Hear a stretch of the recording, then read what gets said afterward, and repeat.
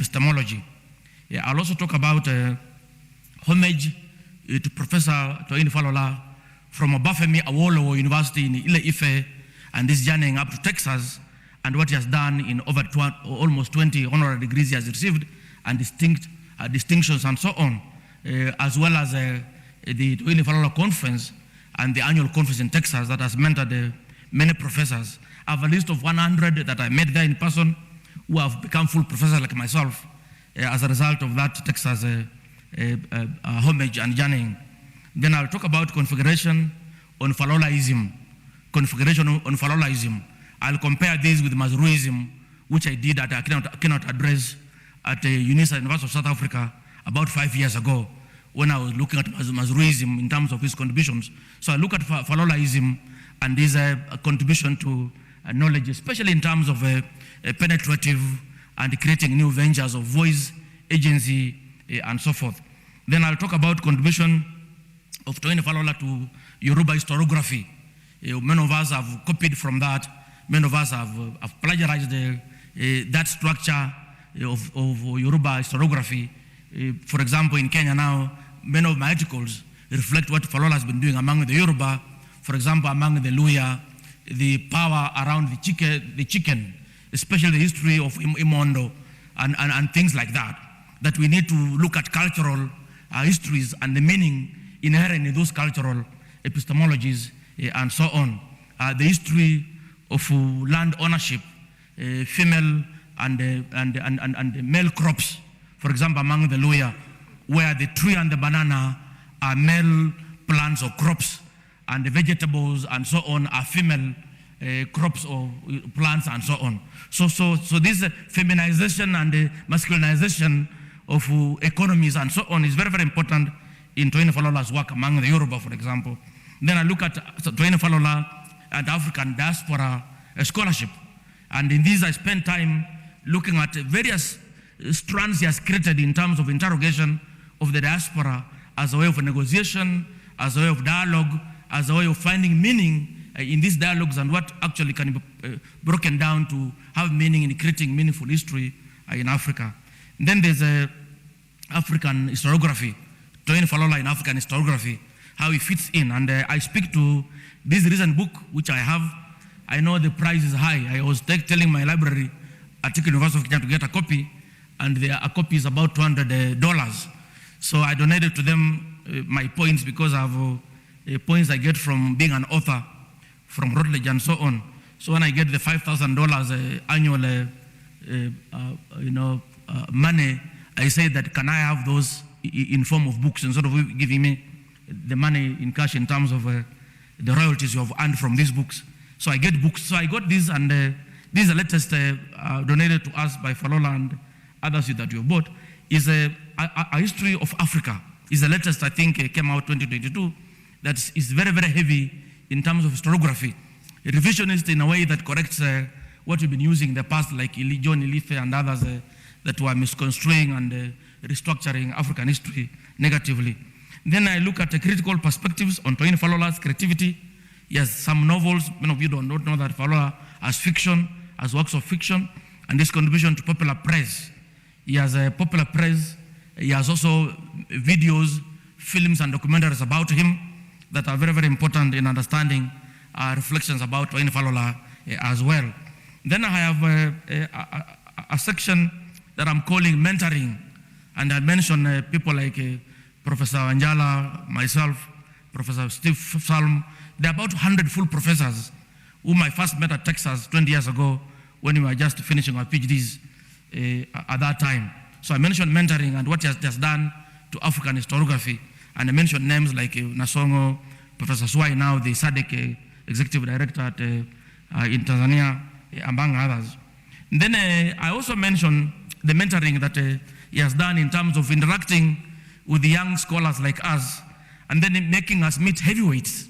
Because at the University of Texas, when we first went to the first conference, I felt like a baby, because the people had quoted in my work, people like J.D. Fage, people like Philip Cutting, people like Thomas Spear. These people, I heard about them as an undergraduate at the University of Nairobi when you're writing essays. Now I was meeting them and greeting them face by face, talking to them, telling them, my name is Maurice Amtabi. Dr. Maurice Amtabi say, young man, thank you for recognizing our work. I will tell them, we plagiarized you. We copied your work. We cited you heavily when you were undergraduates. And they tell you, you will also become a professor like us. So when I became a full professor, I said, I thank that mentoring that Falola did to us, greeting people like Philip Cuttin, J.D. Fage, Thomas Pia, Atieno Diambo, those heavyweights. And he invited B.O. Goat and others. So when you interact with them, you realize professors are just normal like you. When you sit with them during coffee or tea break or lunch time, they tell you, oh, so how many articles have you published? You tell them, how many books? So they tell you that, young man, set your target for 100 books. At that time, I'll imagine 100 books. So now that I have 70, I can say that was a good mentoring. That right, don't worry about what people say. And that's Falola's mentorship to us. There are 6 books that I've edited with Professor Falola through his mentorship. He tells you, this book I'm editing with you. It takes you through that journey and so on. So I told him that 60% of the materials I presented for my professorship, full professorship, came from Professor Toyin Falola's mentorship. So allow me to look at the themes. Because of time, I'll speedily look at them because I thought PowerPoint would have done justice, but it would have taken too much of my time. So let me look at ontology and epistemology of Toyin Falola. Toyin Falola believes that as a scholar, as a PhD candidate, as a senior professor, as a young professor, as a young scholar, that you need to create a niche for yourself that impact the global academic sphere and so on. That he believes that there's no space that is dominated by individuals, that every space you create a niche for yourself and you become the expert. I remember at one time, I was afraid in 2001, I met him and I told him that I see articles on culture, on social issues, political issues, all these issues fascinate me, but now I'm told that I'm an economic historian. He told me, you're not an economic historian. You are a universal historian. Write on anything that you feel like writing because now you have a PhD.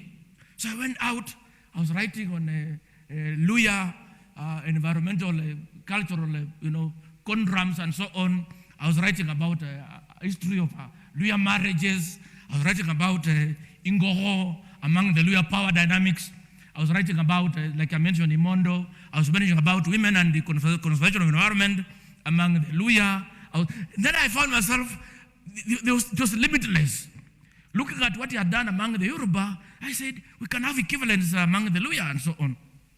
So recently I saw articles becoming viral, articles I wrote 10 years ago.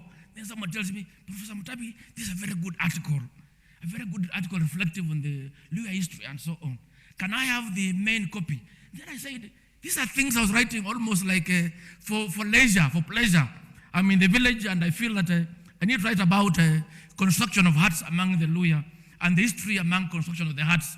That the firstborn, you can tell the firstborn, secondborn, when you enter somebody's homestead, that the main house is here, the firstborn builds on the right, the first house on the right is firstborn, secondborn on the left, the thirdborn immediately on the right of the firstborn, the fourthborn. Then I said, so I was sharing, people said, that is fascinating. I'm telling you, that's fascinating. This is common sense. But before you put it in writing, it can't have meaning, for example. It cannot have meaning. Then I was telling them about a grave. Every burial site had a tree called Olusolia, or that if an elder is buried, they put the Olusolia as a marker. Then I remember my great-great-great-grandfather from Ebusiekwe, where my mother comes from, was called Nganyi. Nganyi died in 1814. And I was told this Olusolia was planted when Nganyi died. Then I found this very fascinating. And this is what Falola brings to us in terms of interrogating these epistemologies and ontologies. And then homage to his life. That from Ile Ife, from Obafemi Awolowo University to Texas, that journeying into a new world has brought with it many blessings. I can count up to 20 PhD holders from Nigeria who have graduated under Falola's hands at University of Texas. So I'll not spend so much time on that and so on. And then the other third theme that I thought I can speak about is a configuration of Falolaism. What is Falolaism? Configuration of Falolaism. I told you 5 years ago when I was keynote speaker in South Africa, and I was introduced to the concept to speak about Mazuruism. And the issues I raised are very, very equivalent to what Falola also raises in terms of Falolaism. So what is Falolaism? Falolaism is inherent with almost 6 themes that I've pieced together and so on. Falolaism is one that talks about cutting edge knowledge, that knowledge that cuts across, but knowledge that allows you to see new features. And then the second aspect that he emphasizes in Falolaism is the centrality of oral sources in history. In the past, we have been victims of being tied to the European archives. I remember when I got my PhD funding, I got $25,000 from Rockefeller Foundation. I got $25,000 from Social Science Research Council, and I headed to UK to the British archive, Nairobi archive, and so on. So Falola discourages you from those archives because he says that those archival informations, the archival information is already politicized. The selection of what we are seeing has gone through already a process. So he encourages you to go to the source. So the going back to the source that is an infiltrated, that is not encumbered with, that is original in form, and so on. Then the second aspect of Falolaism, which is significant, is collaborative engagement with other scholars. Falola's books are co-edited. If you look at the 214 books he has written, about 80 are co-edited with scholars, male young scholars. I told you I've edited 6 books with Professor Falola. So that's mentorship that comes into the issue of collaboration. That he is telling us that you may be so knowledgeable, but you can't be so knowledgeable so as to know even how your back looks like. You know, you might be so knowledgeable, like the elders say, but you need to have a second hand, a third hand, a third eye, a fourth eye, and I've seen this. Nasongo has co-edited with him. I've seen many scholars who have co-edited with Professor Falola, and through this, he does mentoring through this collaboration. And then fourth, which is important, is to understand the universality of African knowledge. African knowledge is not similar to European knowledge. Our knowledge is not compartmentalized. We don't have those pigeonholes. It's not pigeonholed. It's so expansive that if you take advantage of that, you find that there's no end to it. That you are told that classical history ends here in European history. But in African history, it's bottomless. You can go and go and go and go and continue going, and your career will not be over yet. So there's a lot of lessons you can learn from that. And then the fourth one is that as you create thematic forms of engagement of Western notions of knowledge, indigenous forms of knowledge, and so on, that you should emphasize our indigenous knowledge systems. And he has taught me to recover. Let's recover those indigenous forms of knowledge so that you can juxtapose them with Western knowledge. And this, of course, what Cheikh Anta Diop mentions. Allow me to recognize Professor Aseka. Professor Masianda Aseka was just coming. Professor Eric Masianda Aseka is my mentor, one of my mentors. I usually like to tell people that when I speak, sometimes I imagine that I'm Professor Eric Masianda Aseka, especially those days when he was very youthful. You'll speak until you see his neck coming out very strongly, very possessively. So we admired him. And those days he'll appear on TV, spewing out a lot of epistemological and new systems of knowledge and so on. So thank you, Professor, for I recognize you. So Professor Falolaism, I've already expanded on that. Because of time, allow me to move to his contributions to African diaspora.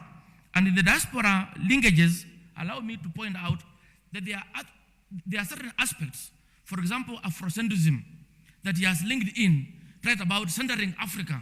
How do we center Africa in this diasporic engagement between Africa and the New World, between Africa and America, Africa and the Caribbean? And he has done a lot of work in this. If you look at the books I've just displayed here, there are 2 essays I liked in this book that actually highlight that linkage between Africa and the African diaspora very, very strongly. So I'll not spend so much time on that because of time. And then the other theme that I identified is critical perspectives on Falola's creative and reflective mind. There's a lot that we can learn from this. And I told you that if you look at this new book that came out last year by Professor Falola, History of Africa, there are thematic elements that were ignored by Europeans.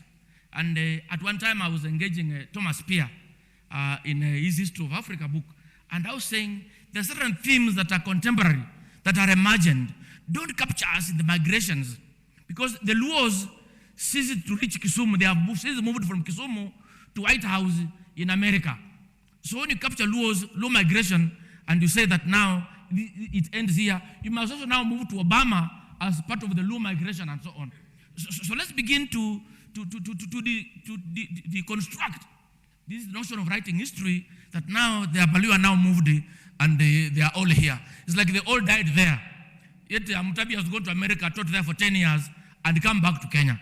So let's decongest our textbooks by focusing on these dead topics. Let's look at the contemporariness, hybridity, for example, that we are seeing taking place, for example, in urban spaces in Kenya. There's a lot of agency by girls and boys, a lot of voice that needs to be vocalized. Not just presented as voice, but the voices must be vocalized, like Falola advocates in his works and so on. Then the other aspect that is critical, that I want to mention in these critical reflections, is when it tells you that you are the authority.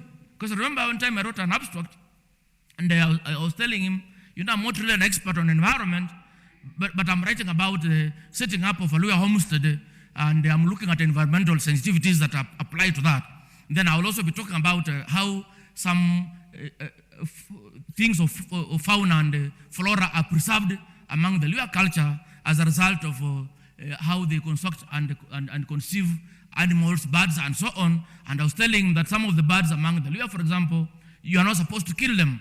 There's one called Itutui. It's a very lazy bird. You can kill 10 even in one day if you want to, but you are told you can't kill that. Then there's one called Tsietsie, a small bird that wakes people in the morning. It usually makes its whatever nest around the house and so on. You can't kill it. It's very vulnerable.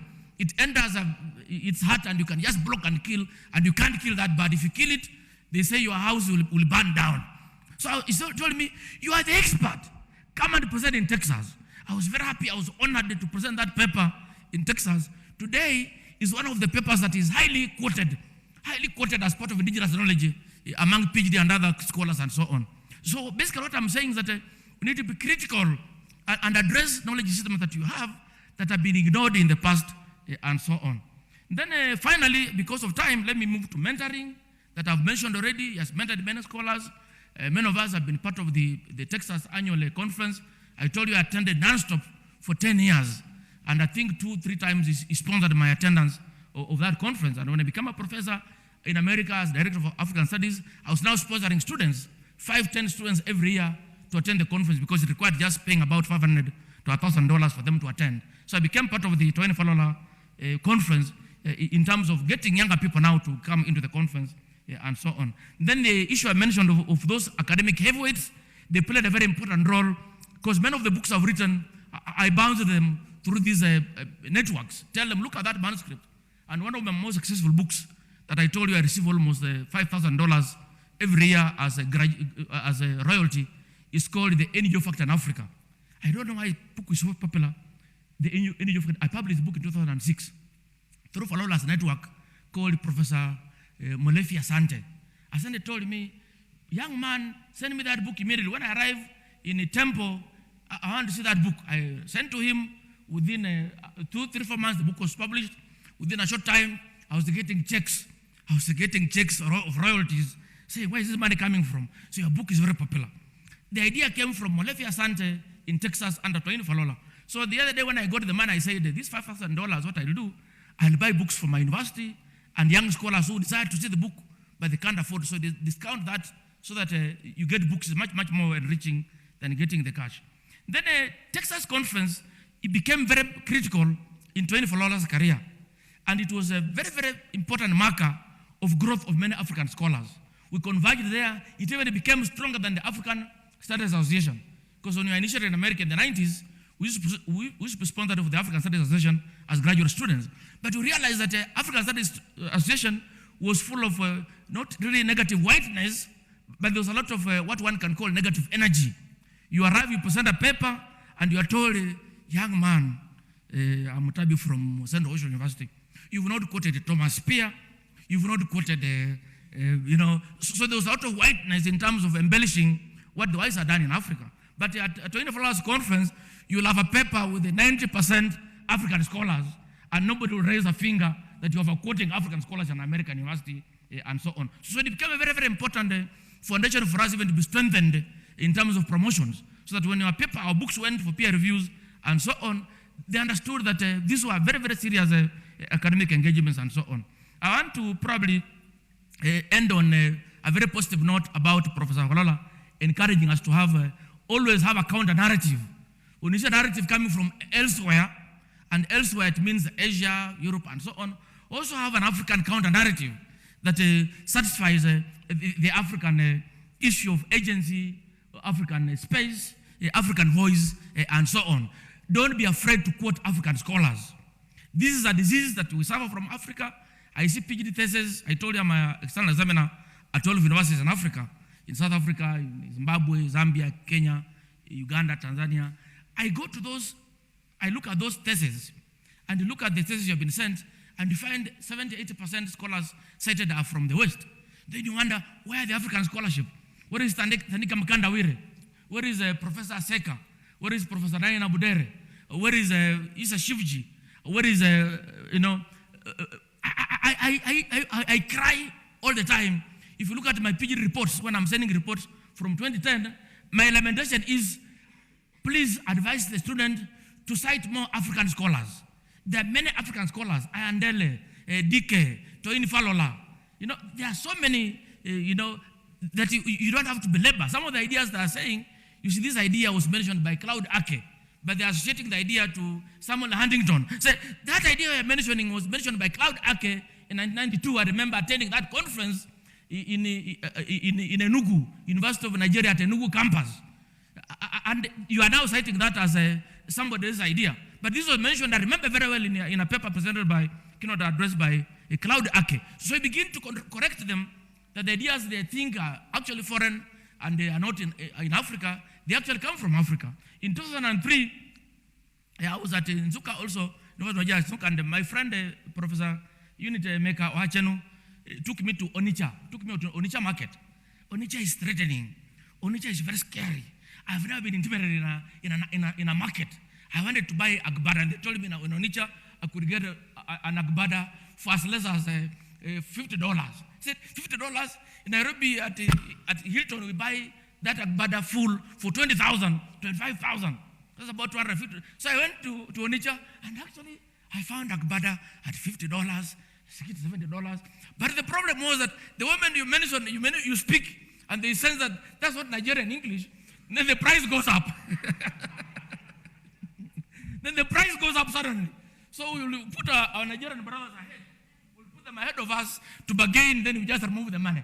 Tell them to go ahead of us. And then he says, hey, Oga, you need to reduce this. Abi, reduce this now. It can't be this price. Then you just pay. But as soon as they discover they're talking, say, you brought here people to bring money, and then you are negotiating for them. So what I'm basically saying is that even within Africa, we need to begin to negotiate among ourselves and tolerate these kind of negotiations of spaces, like market spaces and so on, and how to navigate market spaces. When I go to a market in Uganda, you would put a Ugandan in front of you. When you go to Onitsha, you put a Nigerian brother in front of you. These negotiating spaces, and Falola mentions this very well, and that's part of African diplomacy. At the marketplace, you find somebody speaks many languages. I learned that when I go there and I say, Ogao, that's too high, then they think you're actually indigenous. It's adaptation and negotiating the space and so on, which is part of African diplomacy. Many of the markets in Africa which we have not studied, like Rwanda, if you arrive in Rwanda and you find me there speaking Zulu, or Olimbuena in Luya, and then in Kiboswa, I'll speak Kalenjin, I'll speak Zulu, I'll speak Luya, because those marketplaces were located in places where people are speaking triple or dual, triple, or many languages and so on. These are issues that Falola mentions. If you look at the history of the Yoruba, these things brings out in terms of the Yoruba diplomacy from those very, very early days of the Yoruba-based empires, chiefdoms, and so on. So we need to do this also in other parts of Africa. I'm so happy in Kenya. I've seen articles on Luo Rotterdam. I've seen articles on Luya Obwami ships and so on. So we need to become very creative in terms of instituting and reinstituting this historical past that we have ignored in the past. So I pay homage and gratitude to Professor Falola for his mentorship to many African scholars, including myself. Chair, can I rest my case there? Thank you very much.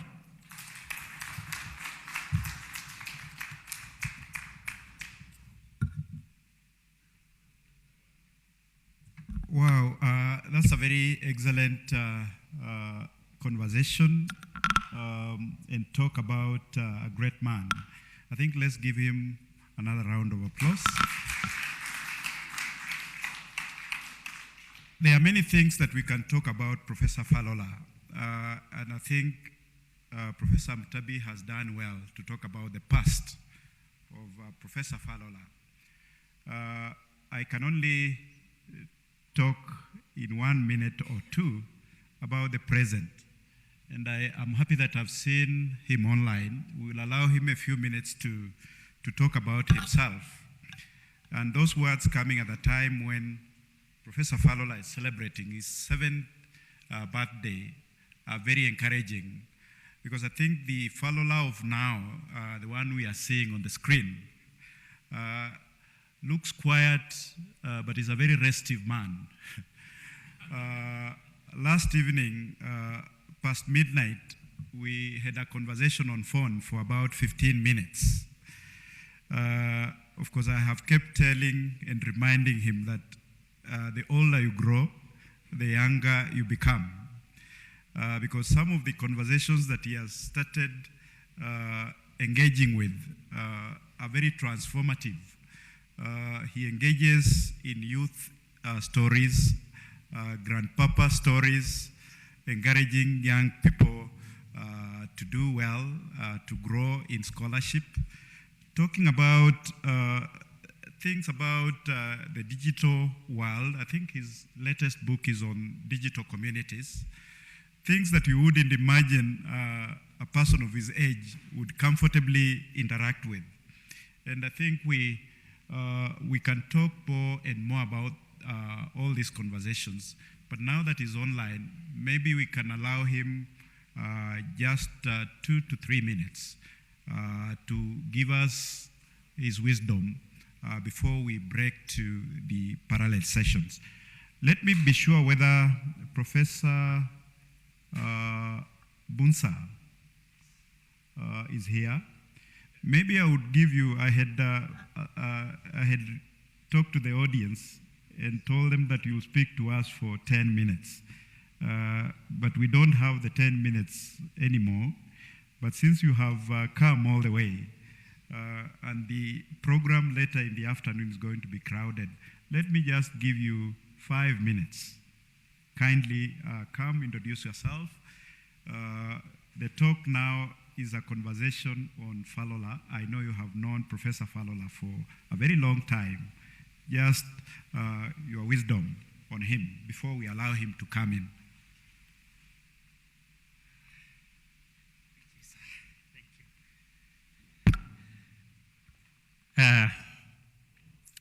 Good morning. My name is Mukhtar Umar Bunza, Professor of Social History, Department of History, Usman Danfodio University, Sokoto, Nigeria. Immediate past, Commissioner for Higher Education, Kebbi State, Nigeria. And candidate for APC for the National Assembly in Nigeria. My first stake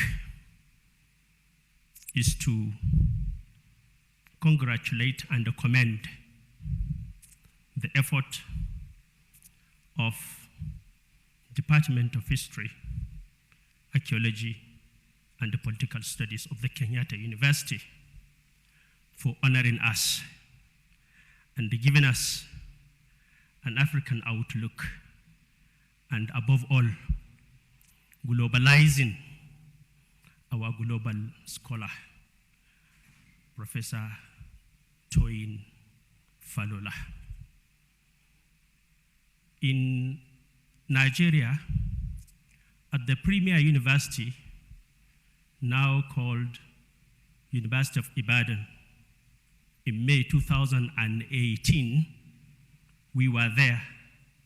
We celebrated our own Professor Toyin Falola at 65. It is an undeserved honor that we are alive. He is also alive, although receiving treatment in the hospital. That is why he is not able to be with us here. We had several discussions and we interacted. He is my mentor for some decades ago.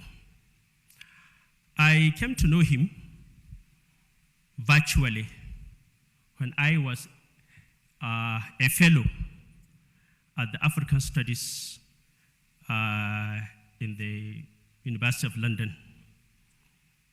My fundamental concern at the time was that most of the works about Africa were written by non-Africans. Unfortunately, most of them are not even conversant with Africa and the Africans, but they write about Africa. And that's where our only source of reference. That was my source of concern as a young scholar and researcher in the School of Oriental and African Studies in the University of London. Fortunately, my office is in the library. I was encouraged to continue researching day and night, and I found solace in reading books of Professor Falola. So I started to search, who is this distinguished scholar who is trying to liberate African scholarship from the yoke and the clutches of colonial cabbage. So that's how we came to know. Unfortunately, in 2002, I was again be given a fellowship at the Center for African Studies, Northwestern University in the USA. So I was there. I worked under late Professor John Hornwick and his associate brother and a colleague, Professor Sein Ofehi. So my sojourn into the US opened another gate in communicating and interacting with Professor Falola. He insisted that my PhD thesis, which was uniquely written about Christian missionary activities in the most populous Muslim areas of Sokoto. So he insisted that must be published. He took upon himself, and that work was established by Africa World Press in 2007. So that's how the journey started. He was always encouraging me, what are you writing? What are you contributing? How are you doing it? How do you make it? And still, when I prepared my paper, because I wanted to make some exploration into his contribution into the decolonization of Africa, because we realize decolonization process is a continuous process and continuous dialogue and struggle, because the colonial agenda, neo-colonial agenda, as well as imperialism is ongoing and taking different shades. So also decolonization must take the same steps. So that's, I propose my paper should be on the contribution of Professor Toyin Falola in decolonizing, in fact, looking into his philosophy. Because what he tried doing, and indeed succeeded in doing, is rejuvenating and reinvigorating African consciousness among African scholars and researchers. And that is the fundamental, step. That is the bold step that must be taken. In many a times, the few African writers that we had, with the exception of very few, you find that even if they write, they are apologetic. And sometimes they have the inferiority complex of presenting themselves as Africans, because in their psyche, they were thinking that Africans do not have much to present to the world. So Professor Falola tried to demystify, tried to liberate the psyche of African scholars to boldly present themselves as Africans and in an African project. He tried, these are part of it. He came up with different programs, different projects in order to project Africans beyond the cliches, beyond the nests of their various enclaves belonging to Nigeria, to Kenya, to Ghana, but to look globally as scholars. The moment we look globally and in an African context, then that is the step of going out of colonial bondage. Because the divide and rule, meted against Africa by the colonialists, fundamentally targeted scholars and the scholarship. Thus, to give just one few example of the successes of the project of Professor Falola. Nigeria is surrounded by Francophone countries. Niger, Benin, Cameroon, Chad, all over. No Anglophone country is closer to Nigeria by 1,000 kilometers, all surrounded. And going by the colonial policy of French, this assimilation policy, and infected very seriously on the academics. I serve as external examiner for the premier university of Niger Republic, that is Abdul Mumini University in Niamey. Up till last year, the university could not graduate a single PhD in history. You only have your first degree in Niger. All subsequent higher degrees, you have to go to Paris. How do you do it? What is the colonial, agenda for that?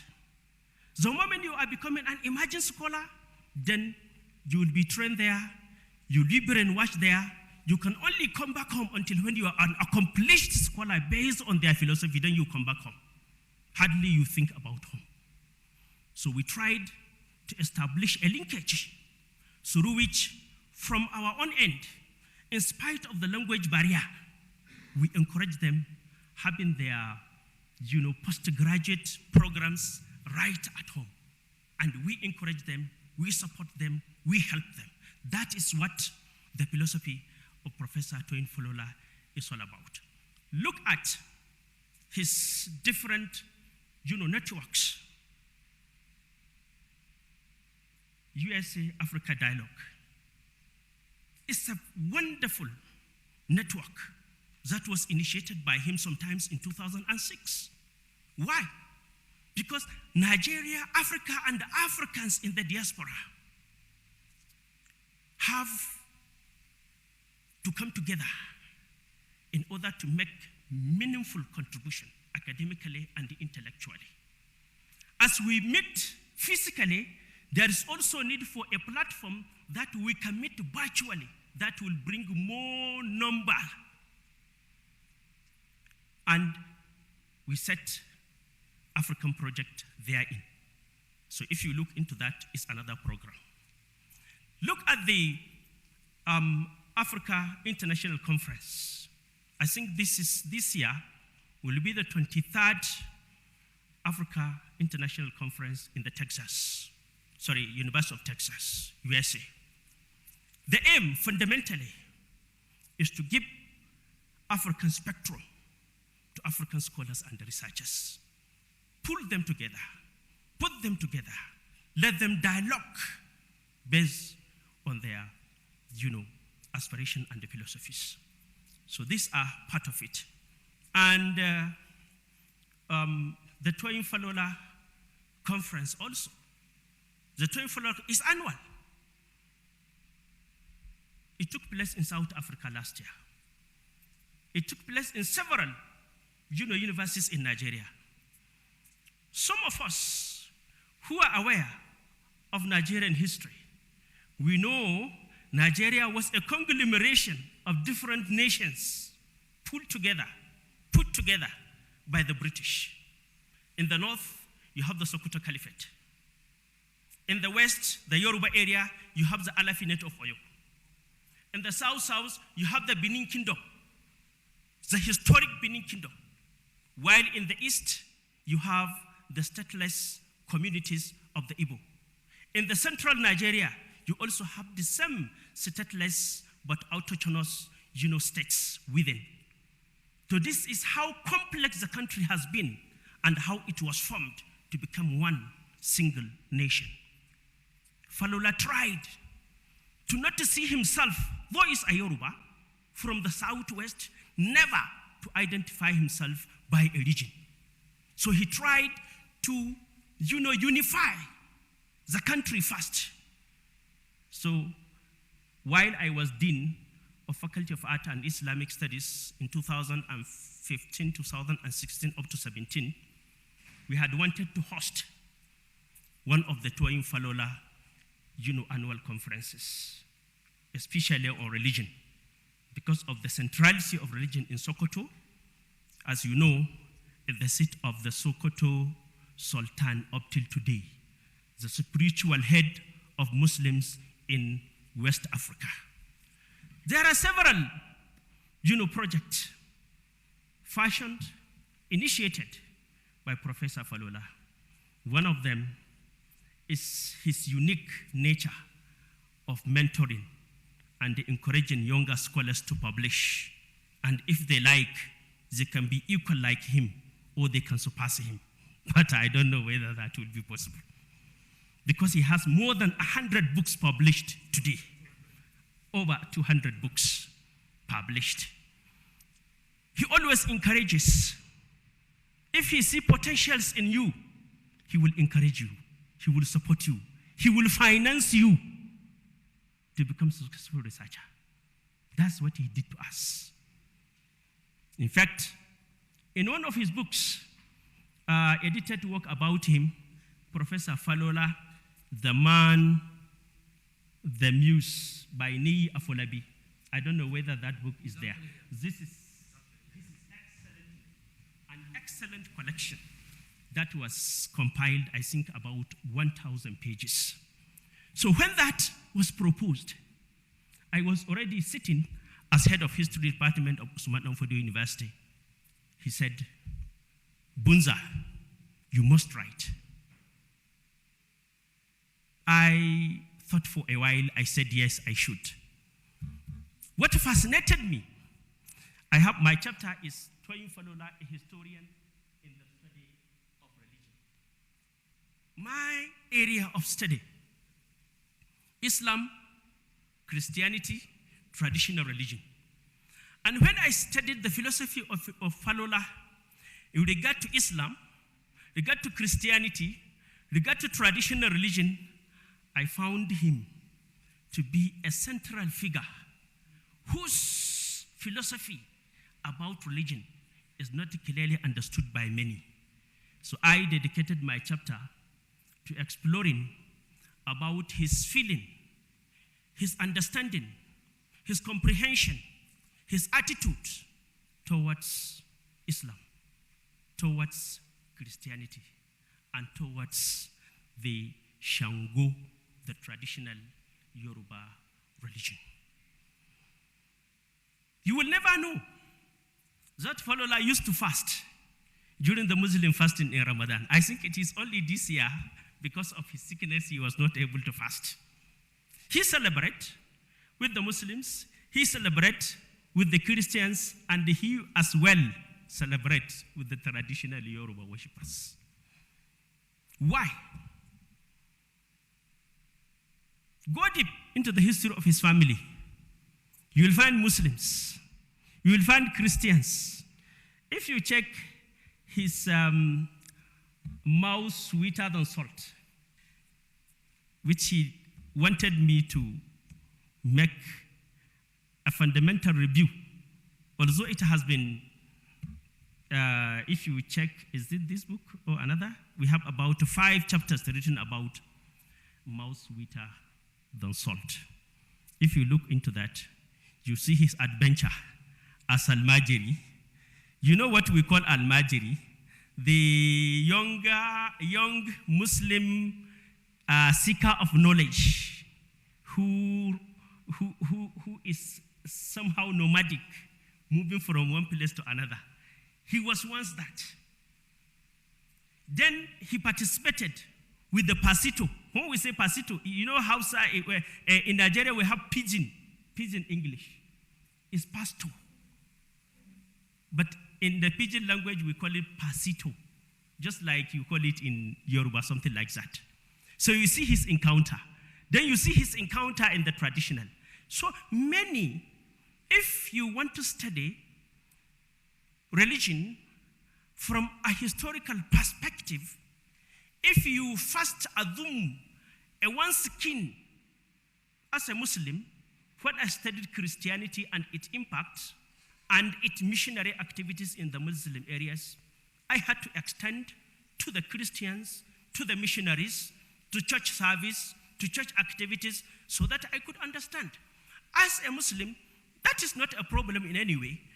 Our concern is how do you intellectually excavate and find realities beyond the surface. Because most of what we see going on as a conflict between Muslims and the Christians, our findings show that it has nothing to do with Islam or with Christianity. But it is rooted in either political grievances or economic competition. That's what manifested and is being given religious coloring. Professor Wekesa, thank you very much for giving me this opportunity, at least to identify myself with this very, very august and distinguished faces from all over the world who joined us today to celebrate Professor Falola at 70. Thank you most sincerely.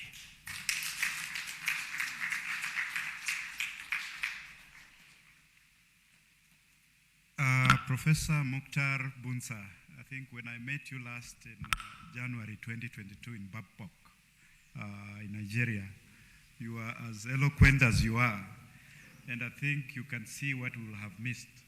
I don't usually want to stop elders. I had told him to speak for 5 minutes, but you can see if he spoke for 5 minutes, what we will have lost.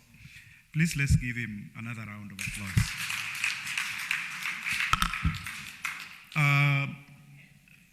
We have Professor Toyin online. We just want to give him 5 minutes. Professor, just say hi, don't say anything more, but I know what I'm getting into. Please, the floor is yours. Thank you. Just checking that your system is good. Can you hear me? Yes, we can. I should go ahead? We can hear you, Prof. Just go ahead. This is not my regular voice. I'm struggling to talk. I'm very grateful to all the speakers. Professor Bunza has been struggling to get to Nairobi for days. Visa issues, ticket issues, passport issues. So when you gave him 5 minutes, I was asking myself, how can somebody struggle for days to come to Nairobi and you give him 5 minutes? That's not even enough to entertain him. On behalf of all the conference participants, I'm imposing a fine on Peter Wekesa for his transgressions before Bunza leaves Nairobi. he has to slaughter a white-only goat to entertain him.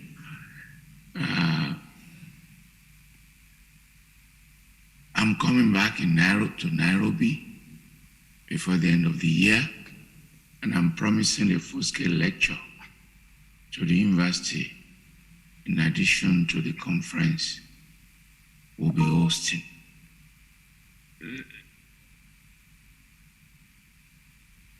I'm grateful for everything you've said, and I'm grateful to those who have written about me.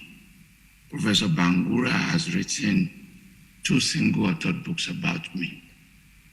And it is true what you say, what Professor Amutabi said, what Professor Bunza said, that I discover myself as well. Because sometimes they have a greater appreciation of what we're trying to do.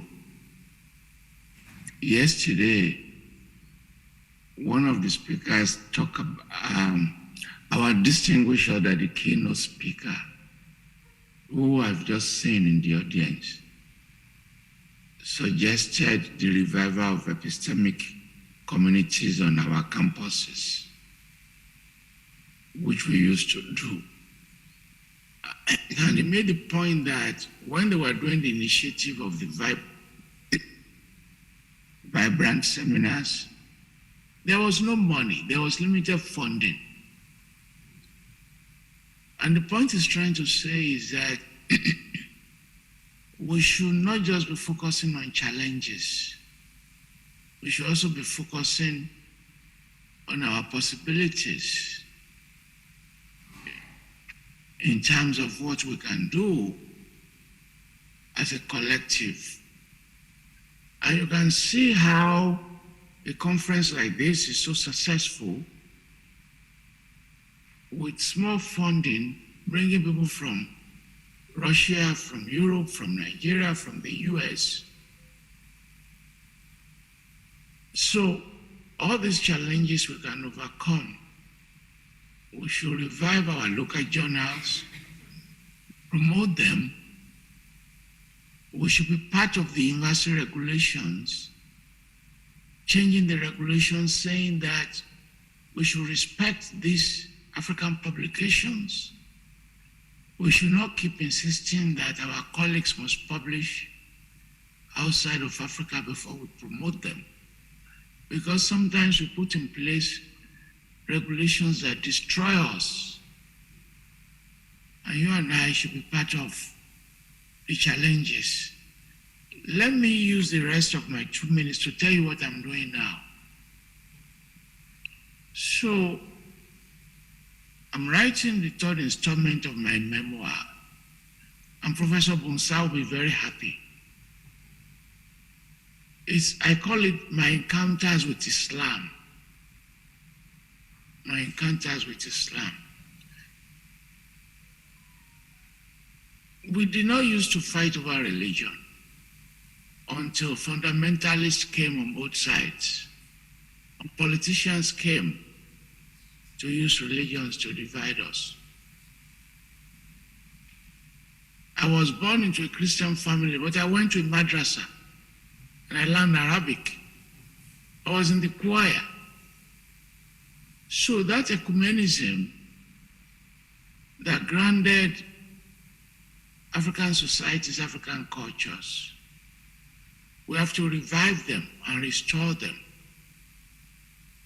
And in that restoration, we're able to overcome the challenges of identities that destroy us. And we have to return to the basics of what people like Marcus Garvey, Nkrumah, and Nyerere said.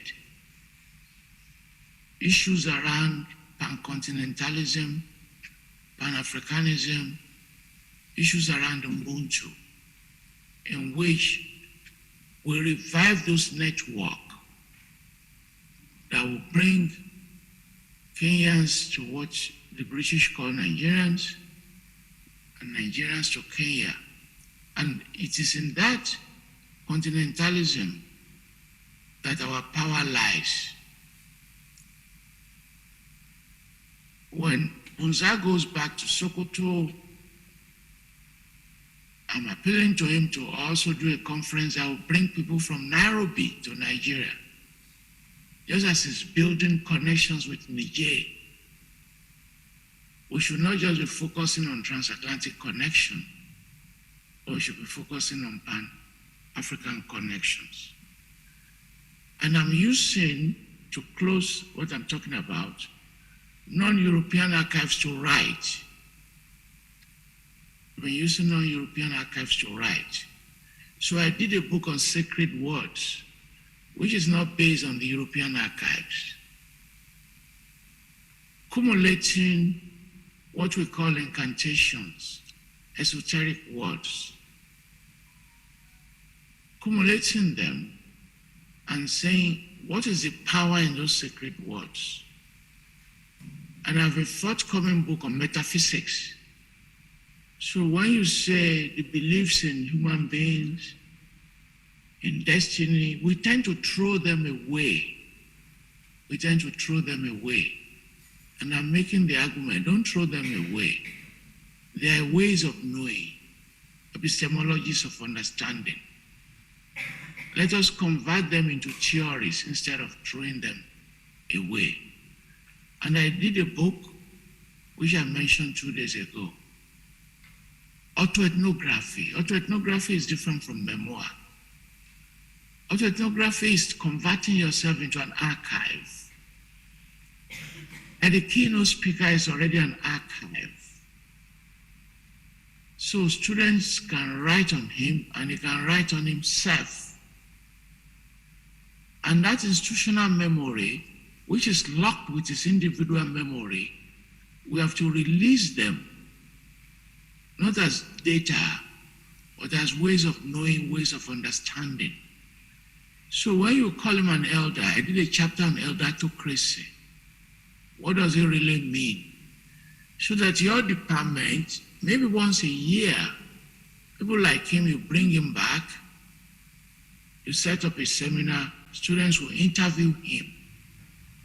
And the data from that interview becomes a knowledge system that will accumulate. And I'm also, at the moment, my final statement, doing a book, African Contributions to the World. Why must we always be focusing on what we have received? What about what we have given out? What about what we have given out? Could they have built Western capitalism without African labor?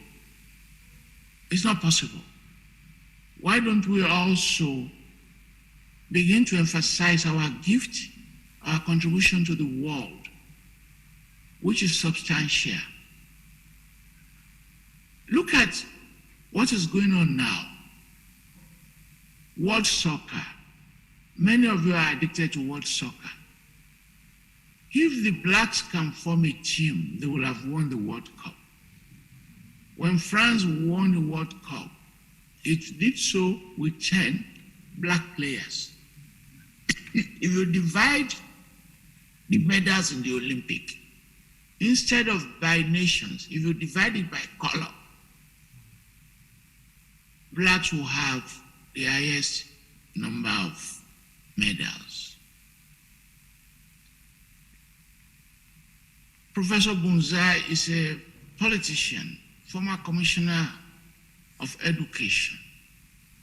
Last year, over 2,000 doctors and nurses and pharmacists were recruited outside of Nigeria.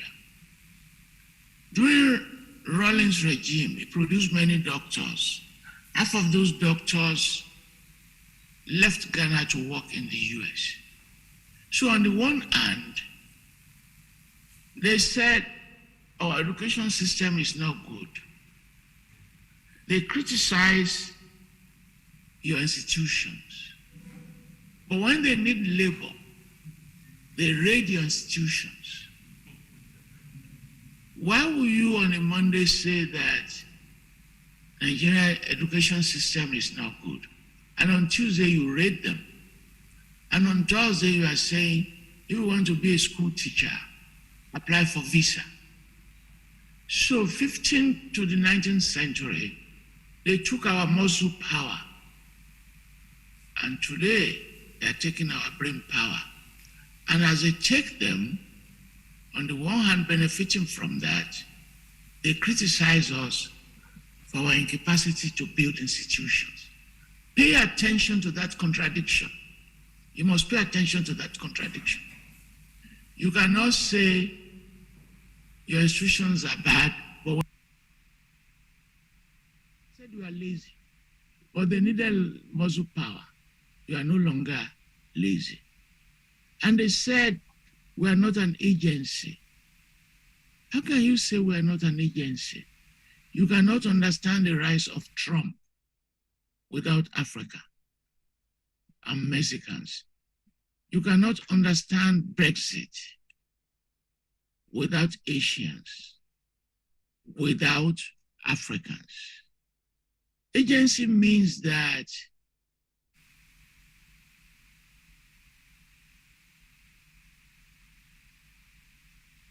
you cannot control. So you say you are running away in creating Brexit. You don't want immigrants to come in the case of UK. Your prime minister is now of Indian origin.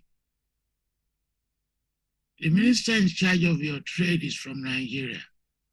Your finance minister for some time is from Ghana. That's what we call an agency. That's what we call an agency. And this agency is so big, so important. And you saw this power of agency during COVID. They said, we're going to be picking dead bodies on the streets. Close to 1 million people died in the US. Not 1 million people died in Africa. They said, we have no knowledge of social distancing. They said, we cannot quarantine. And I said, for centuries, Africans had mastered viruses and bacteria. In fact, we had viral cults, Zimbabwe, Tanzania, South Africa. They have cults around viruses. Yoruba people had cults around viruses. So our plants, we don't fully understand. The wisdom of the elders, we throw away. Our sciences, we don't fully capture.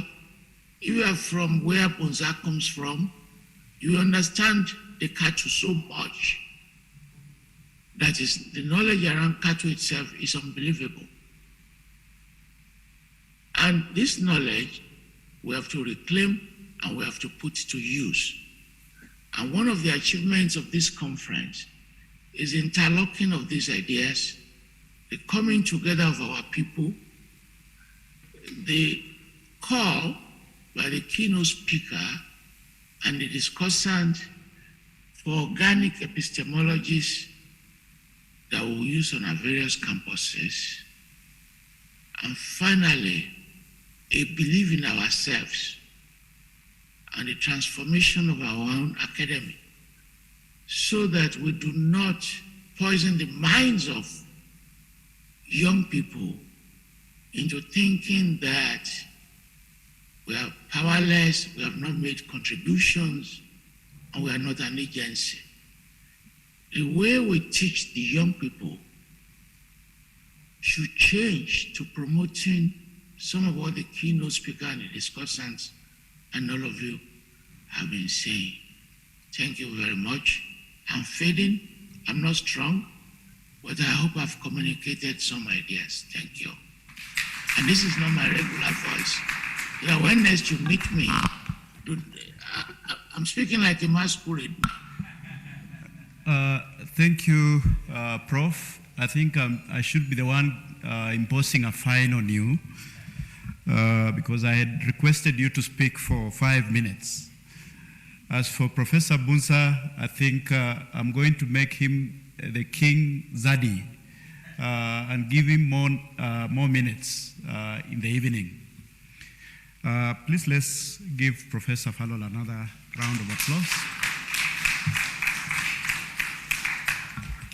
At this point, I just want to request that we move to our parallel sessions. There are two. If you look at our time, we are not doing any better than yesterday. I'm going to use the power of standing before you to cancel the tea break at 11:30 and request that the chairs who are going to manage the next sessions utilize the remaining time, which is I think 45 minutes. Let the speakers speak for just about 10 minutes.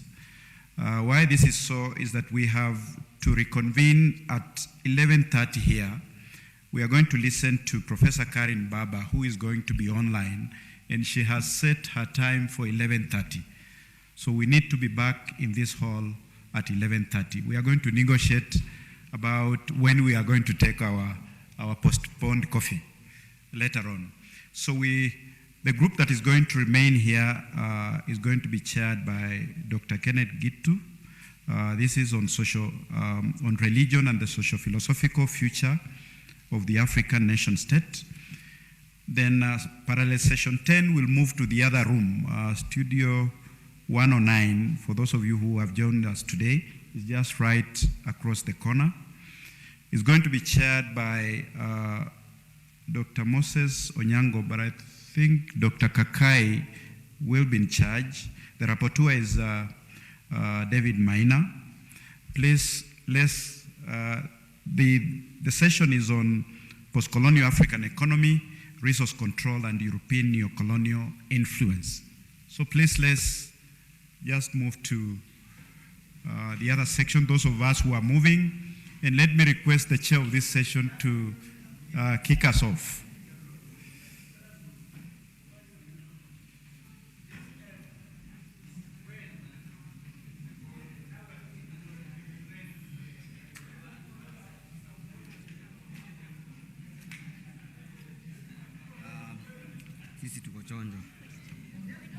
Yesterday, there was a speaker whose name was not on the list. She was called Sandy, talking about ecofeminism. What is her name?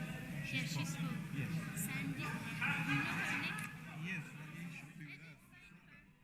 Find her. Sunday.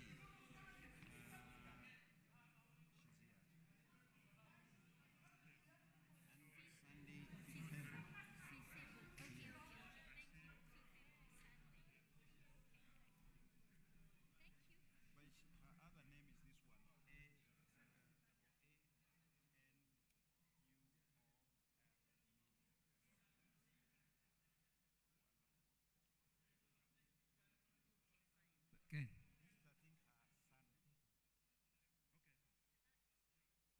Okay. Those who are staying, can we get order? How are you, Mr. Moderator? I'm here.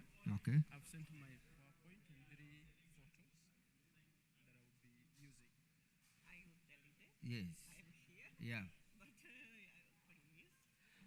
please, this is street, not name. Okay. My name is Tatiana. Okay. It's very Tatiana and okay. Okay. Tatiana. As the others people are here, Yeah. One of them is this one. one. Um, And that is that's what I'm calling out. May we? First one? No. And Akintola, N.A. Are you in the room? Online?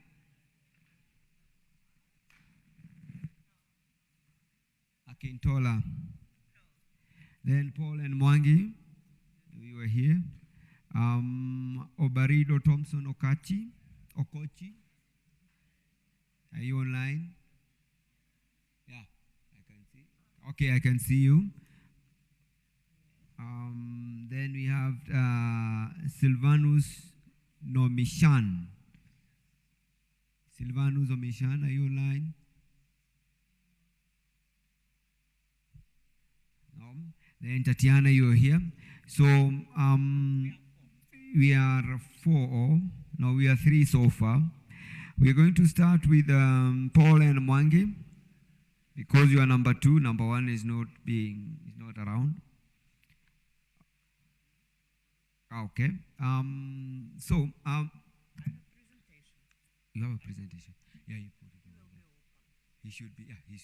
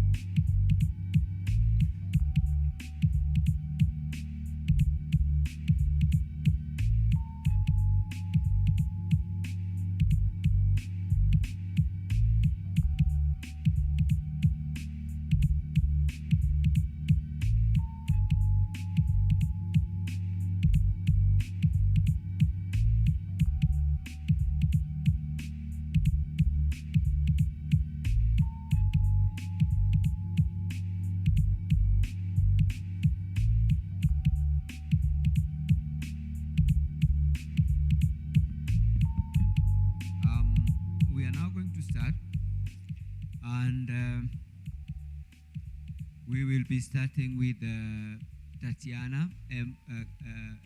Gavistora. She'll be talking about the post-colonial discourse, codes and definitions.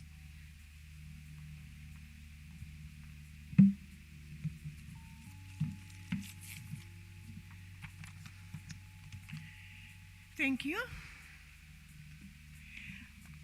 Post-coloniality as an academic modus and reality requires a comprehensive understanding. Methodological approaches and principles that oppose Eurocentrism help to comprehend its meaning. Through the paradigm of Afrocentrism and Afropolitanism, in and outside, the world views and understanding of African realities look different. Meanwhile, the definitions required in their reconstruction and representation remain common. The reasons for the current stability are related to the continuity that exists within the boundaries of research. Human knowledge as such exists outside of time and territory and has no racial, ethnic, or even linguistic affiliations. The end of history brought about the triumph of globalization, which in turn, not always and everywhere harmoniously, coexist with the manifestations of globalization. Africa, integrating into the global space, is becoming more and more visible. The result of liberalization from the imperial dictate was the creation of new narratives of liberation. Until 1960, when 17 states liberated from colonial dependence, it was mainly non-Africans who wrote about Africa. The decolonization of knowledge has changed the reality. Thanks to the scholars and writers, humanities are dynamically developing, forming the basis of post-colonial discourse. Africans has made themselves relevant to the people of all ages, across racial and linguistic boundaries, whose needs, dreams, peculiar circumstances, successes and failures, hopes and aspirations they have come to represent. Their works, blogs, essays and commentaries, workshop mentoring for budding young researchers enrich them as they expand and define their mission. Thanks them, the question of whether subalterns may speak became rhetoric. The works of Frantz Fanon, Ali Mazrui, Wombiyoka Mudimbe, Kwame Anthony Appiah, Toyin Falola, Achille Mbembe, Dambiza Moya, and others contributed greatly the debunking of myth of barbarism and of non-European races linked to affinity for intellectual work, laying the foundation of the so-called post-colonial library.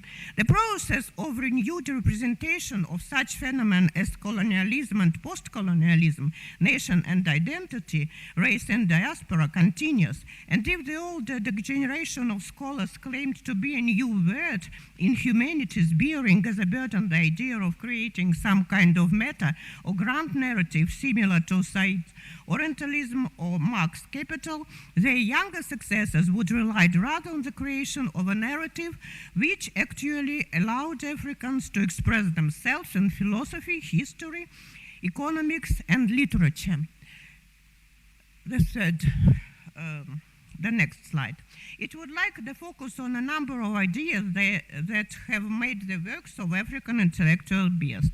Very briefly, I would like to mention the outstanding contributions to the post-colonial library. The multi-factor, albeit provocative method invented by Sheikh Anta Diop led Ali Mazrui to analyze pan and trans-African realities from different sides. Thanks to Toyin Falola, provocative and heroic stories became history. Together, they took a common sense view of African history as a corpus of certain facts. The works of Mazrui contained many plots of pre-colonial, colonial, and post-colonial history. The ontological and epistemological focus of his research had allowed him to interpret problems related to the history of colonialism and decolonization. Ali Mazrui predicted intellectual expansion of Africans into Europe and the USA and the birth of Afropolitanism, akin to cosmopolitanism but not identical to it, and was one of the first to focus on the role of African intellectuals in the fight against stereotypes. Please, the slide with Mudimbe, number 5. Wunbiyoka Mudimbe coined the term colonial library, meaning a collection of works where Africa was positioned as a hunting ground for blacks and Africans as savages. As a result, post-colonial library arose as alternative and continuation of colonial one. The interest of Europeans in Africa has always been marked by subjective views and impressions against the backdrop of basic civilization and cultural context. Africans were more objective and rational due to the fact that they strove to write better than Europeans in order to prove their intellectual worth. Their presentation of the continent was initially carried out in the context of the fights against stereotypes, which was associated with the need to resist European thought and debunk all kinds of fakes and outright lies. Such an attitude was present in the works of Frantz Fanon and later Mudimbe. The next, before one with Mbembe. The book on post-colony Mbembe has become a base text for everyone who is interested in the situation of post-colonial reality, which is considered in the context of the most common paradigms, such as Pan-Africanism, negritude, African socialism, mainly concerning issues of power, as well as what the author called their banality and obscenity. Using the example of his native Cameroon and number of other countries, Mbembe focused on the widespread zombification of the oppressors and the oppressed, on the lack of rights of women, perpetuating the reproduction of phallocratic system and its fetishes, on post-colonial autocrats, etc. He writes about the problems of violence, economic, social, cultural, as well as about the Baroque character of the post-colony, rituals and ceremony, corruption and drunkenness, sadism and pedophilia. The Malization of debatable problems contributed in the splitting of post-colonial discourse, establishing a number of research clusters. The key issue is the idea of decolonization. It has been as an instrument of self-defense, as an experience of struggle, as the antithesis of colonization, and as a process of path leading to liberation from external domination. Number 7, the next. The category of decolonization can be considered one of the most important across the epistemology of knowledge. And if the process of decolonization of humanities is associated with the name of Mbembe, Toyin, Falola, and Kwame Anthony Appiah, the decolonization of the African myth is the result of the writer's activities. Among them, Chinua Achebe and Wole Soyinka, number 8, slide number 8. Among them, Chinua Achebe and Wole Soyinka, Chimamanda Ngozi Adichie and Chigozie Abioma, those whom Wole Soyinka figuratively called children of Herodotus. At the turn of 21st centuries, both children and great children of Herodotus realized their lofty mission of transforming storytelling into brilliant literature engaged all over the world. So in the philosophical, historical, cultural, and literary tradition, the post-colonial paradigm makes itself visible in different genres of research, fiction, non-fiction, and poetry. The writers breathed African rhymes into post-colonial narratives, introduced traditional terminology into them, which became recognizable. Soyinka and Ben Okri appealed to the images of Abiku in the oral tradition of Yoruba, a child spirit born to die. His images eventually became a symbol of migration. Soyinka also appealed to Ogun, the patron of travelers, crossroads, and roads. Chinua Achebe, Chimamanda Ngozi Adichie, Chigozie Abioma looked to their roots in search of the energy of Chi. For the Igbo people, Chi is the reason for creative searches. The next slide. Writers searched and grouped for lexemes, which eventually turned into meme of reference signals. The pulsing allusions turned into a kind of code or two-key or a key to understanding post-colonial life. The famous Road by Ben Okri, Half of Yellow Sun by Chimamanda Ngozi Adichie, In My Father's House by Kwame Anthony Appiah look like mem that spring to mind at the moment when one speaks about migration, the search of identity, and life at the crossroads of cultures. Ibadan, in the eyes of Wole Soyinka and Toyin Falola, looks different. Both authors wrote about town and university, the temple of knowledge, but Soyinka is the more interested in people. His book can be regarded as a kind of literary anthology.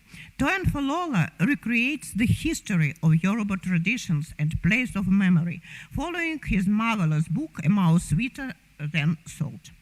The next slide. And the voice of Kenyan writer who called himself an Afropolitan, Binyavanga Wainaina, shared the same intellectual vocation in his memoir, One Day I Will Write About This Place. Thanks to him, and he can also be called a genius lot, so spirit of place, the name of cliches in the literature about Africa has decreased. Austrian researcher Martin Hoff called his memoir a model of situational analysis. Unlike other similar books, entirely focused on the problems of post-colonial Africa, Wainaina examined the African experience of neoliberal globalization and through the deconstruction of colonial discourse about Africa. He transformed his personal history into a biography of the whole generation, the IMF generation, middle-class children, among them already mentioned Chimamanda Ngozi Adichie and Achille Mbembe, who really knows what is the African question and vindicates its singularity for the destinies of humanity. Thanks them, the style of African stories and history is changing. And I hope that once my lovely artist, Inka Sonibare, Yoruba, brilliant London designer of Yoruba ethnicity, a typical representative of the IMF generation, started with irony that post-colonial is not post, will also create an installation post-colonial library, in addition to the British and African ones, which, the help of his marvelous fabrics, he did before. The next slide, please. Post-colonial men of the world was shown in the solar exhibition of Inka Sonibare, which spent in Johannesburg. The composition is a very unstable and was very interesting because artists tried to show very difficult situation of post-colonial men in the world, and he asked the question, can a historically dominate culture emphasize with other? What happens when former subjects of British Empire become cultural hybrids themselves? It is a very interesting topic because the terminological vocabulary of post-colonial studies has not yet been formed. It's quite possible to study its colonial component using establishing definitions as colony and colonism, oppressors and oppressed. The word post-colony is already perceived as a kind of abstraction, and well as the prefix post, which is multivariative in its fullness. It is this unsearchable and state of inquiry that researchers find themselves in perhaps that creates the feeling that post-colonial research is and yet a void that need to be filled. Probably in the coming decades, researchers will have to repeatedly resort to deciphering individual definitions and codes in which various posts can be inscribed. The Dictionary of Postcolonial Studies will be replenished with new terms borrowed from different languages. The Postcolonial Library will be replenished with a lot of volumes that inspire the artist Inko Shoni Bara to continue the series of his installation. Which will also include the works of scholars, writers, and artists whose names have mentioned in different presentations now here in Kenya, in Nairobi, at that date. Thank you. Thank you very much. Thank you. Thank you very much. You've really tried to keep up on time. Paul and Mwangi, please, you are next. And you'll be talking about the role of religion and education in shaping patriotism and nationalism in Kenya, the case Jomo Kenyatta. Good morning. I want to share my... And you have 7.5 minutes, please. 7.5 minutes. Yeah. Thank you. Just sharing my slides.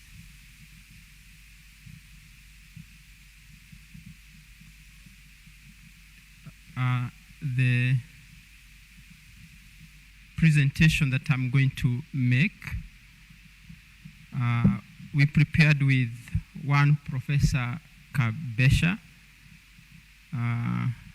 who is late at the moment. And when we did so, he was at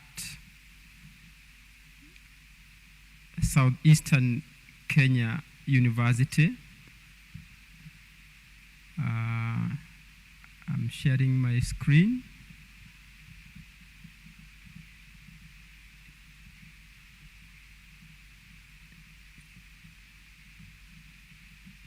Okay.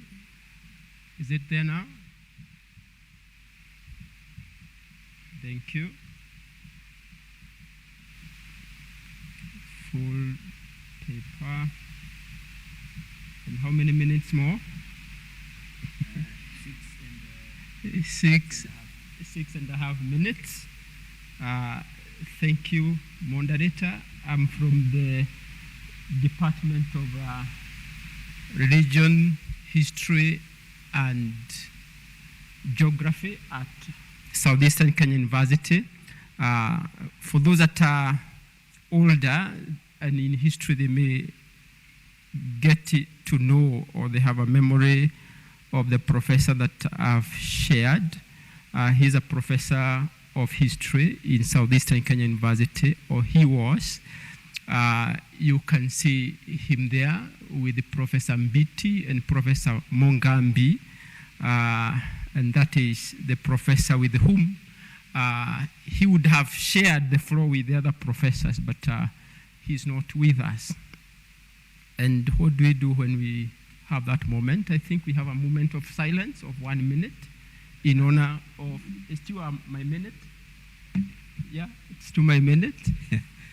Okay. Yes, 1 minute silence. 30 seconds. 30 seconds. Yes.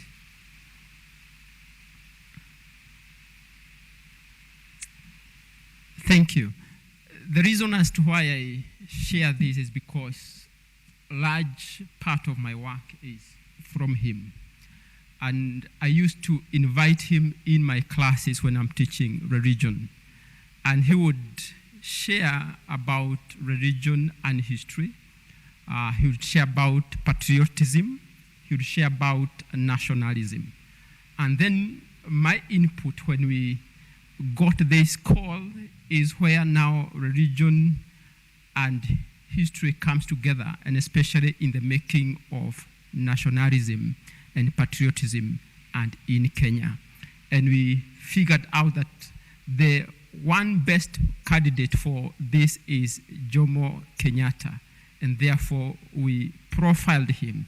And through the paper of an introduction methodology, Jomo Kenyatta, religion, education, early life, and conclusion. And because I have 3 more minutes, probably I go to at the end of the presentation, whereby the patriots, the nationalists, they used both missionary religion, African religion, plus education that they had received from the missionaries to mobilize the country for change.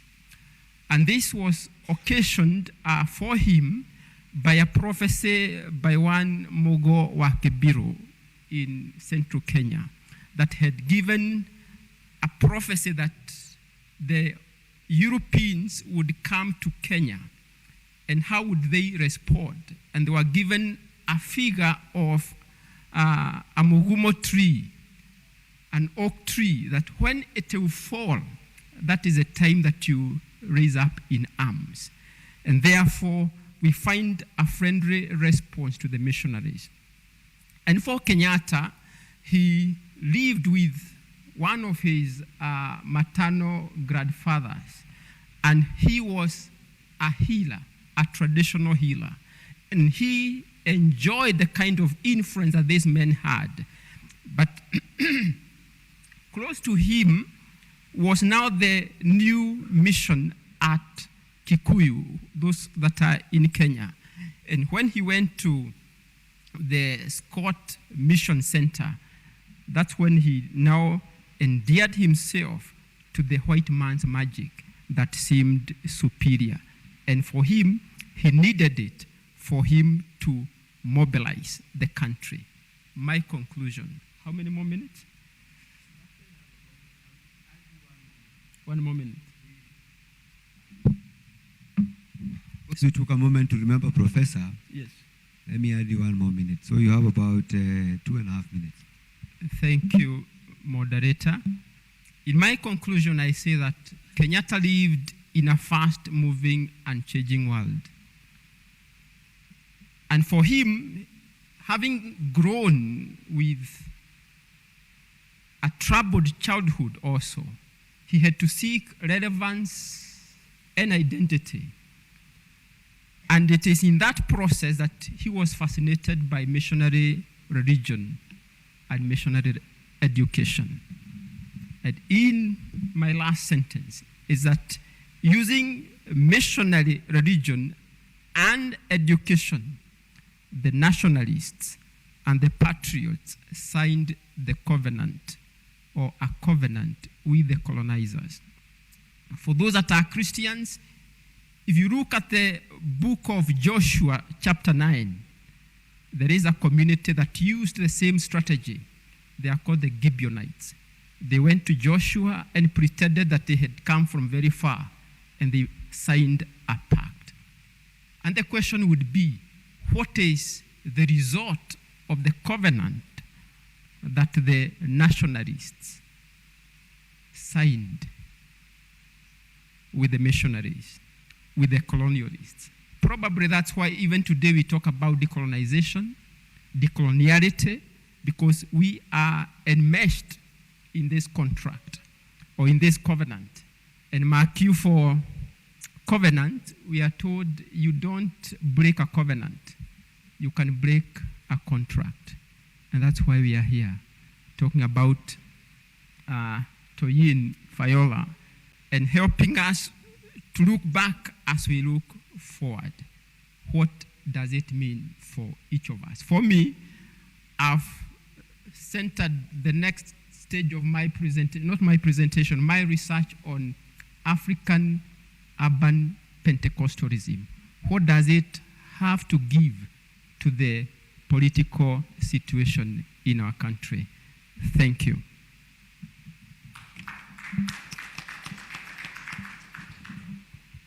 Thank you very much, Paul. You have spent your time well.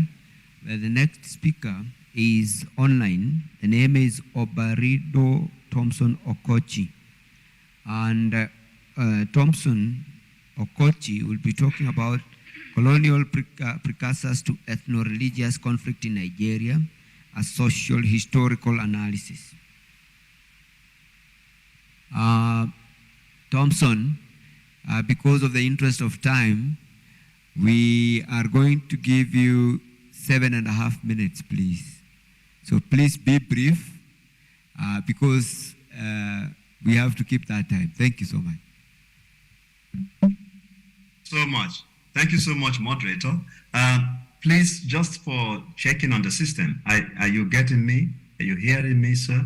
Yeah, we can get you clearly and we can see you clearly. Oh, beautiful. All right. My presentation, like you have rightly announced, is to show from research that British colonialism is culpable, is responsible for the orgy of ethno-religious violence in Nigeria. The African, during the pre-colonial times, lived alongside the other African in terms of ethnic diversity. He merely lived in pre-colonial times. He lived alongside the other African. But during colonialism, he was introduced by the colonialists not to live alongside, but to live against the other person.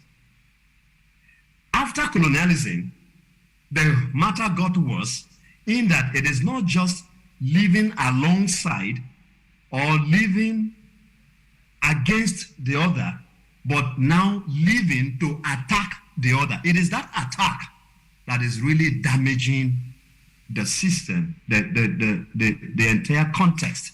And that is why we're using Nigeria perhaps to be a model, to be a microcosm of what happens in other parts of Africa. The African before colonialism was living alongside the other ethnic group. During colonialism, he was now living against, he was oriented to live against the other ethnic group. And after colonialism, he is now practicing to live by attacking the other ethnic group. And this is because colonialism laid the foundation. So if I'm not able to complete this presentation, that is actually the presentation. All right? We are aware also that conflict is ubiquitous all over the world. Colonialism did not begin conflict. Those who are familiar with the Bible, they know that, after God created the world, it was very good. That's what God declared. But after sin came, Cain killed Abel, and then the antediluvian world was filled with violence until God had to destroy it. And then even Jesus mentioned that nation will rise against nation just before the end of the world. So conflict is there. It's very likely that the English people fulfilled Jesus's prophecy, nation against nation, by making their own nation to rise against the nations that formed the contemporary Nigeria. But then colonialism came violently. The reason why colonialism came violently is because the precursors to colonialism, like slave trade, was also violent.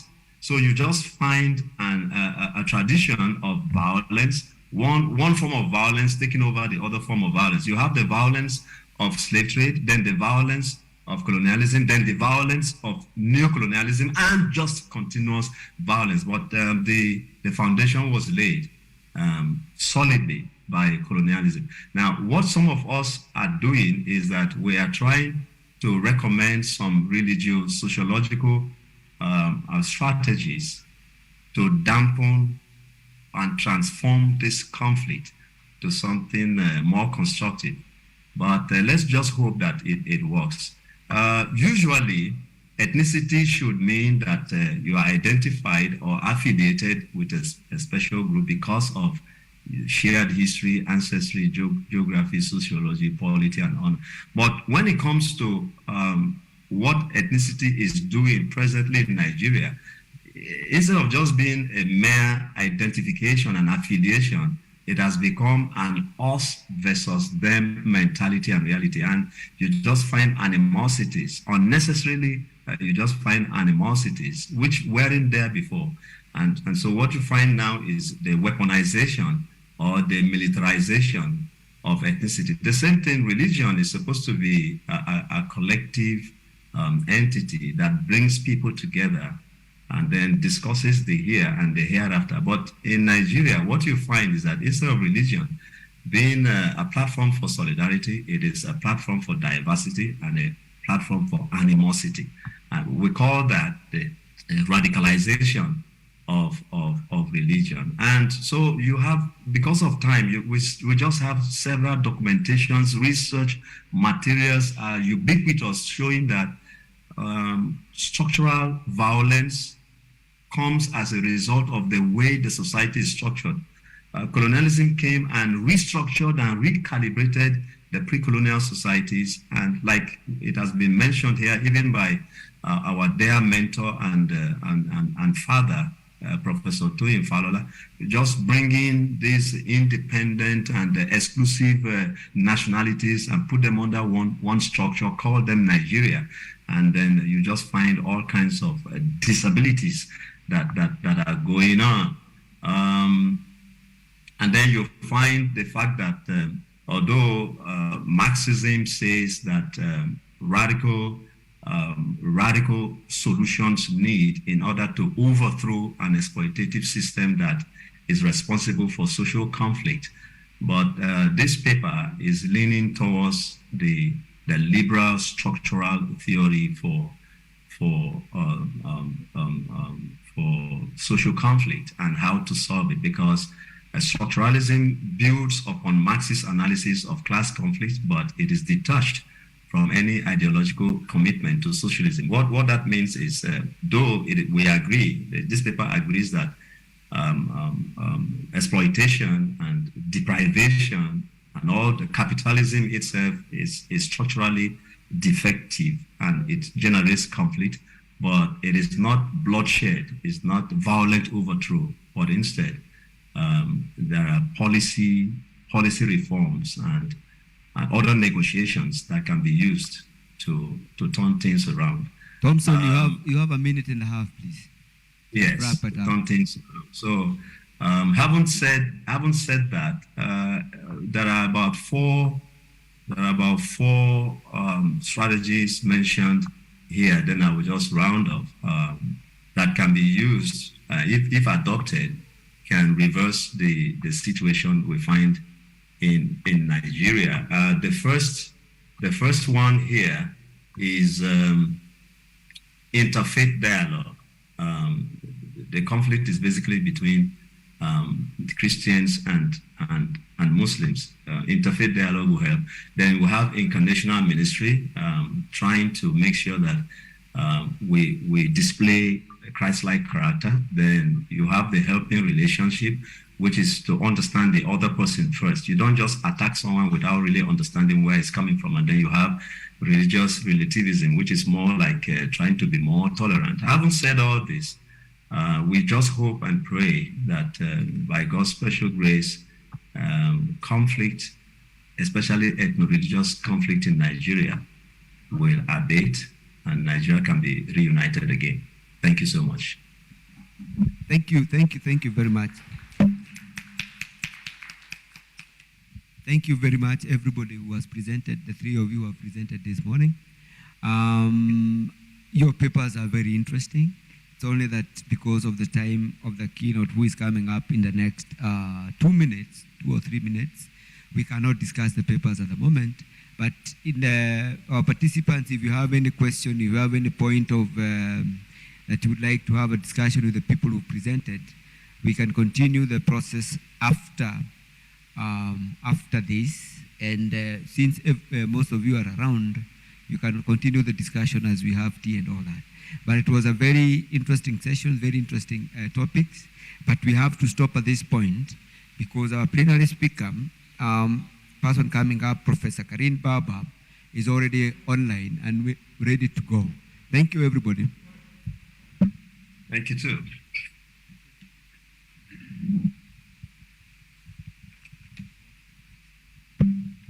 Yes, Jim. We can't have a question. Yes. Maybe we, no, because we will be here. We are going to start. We are not going to wait for them.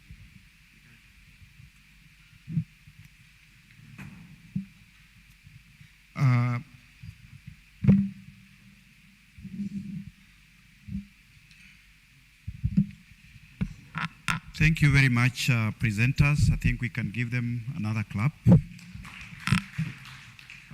Just to announce that for those of you who have questions for the speakers, we have a listserv, an email, which we have been using from the time we started organizing the conference. Just send those questions there.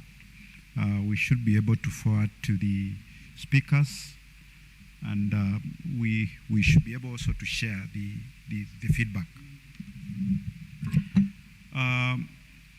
We are moving to the plenary session, and I want the rapporteur, the chair of the session, and of course the discussant to take their seats. I have requested the people who are serving tea that they can actually serve us tea quietly in here as we continue with the session. So don't be worried about the coffee, it will come. Just check for us if Professor Karin Baba is online and is ready. The other team will join us as we move.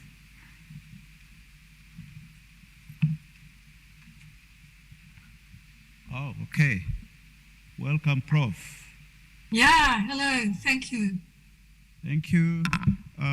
Let me invite the chair of the session to formally introduce you so that we get underway.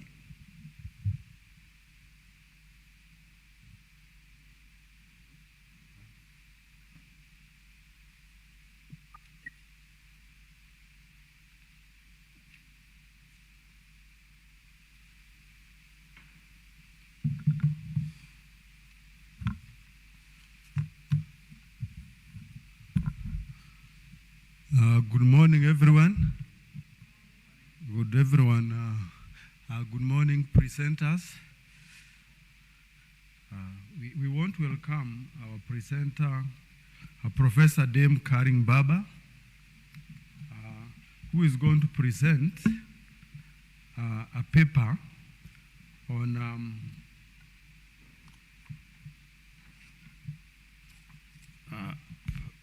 early Yoruba intellectuals. It is not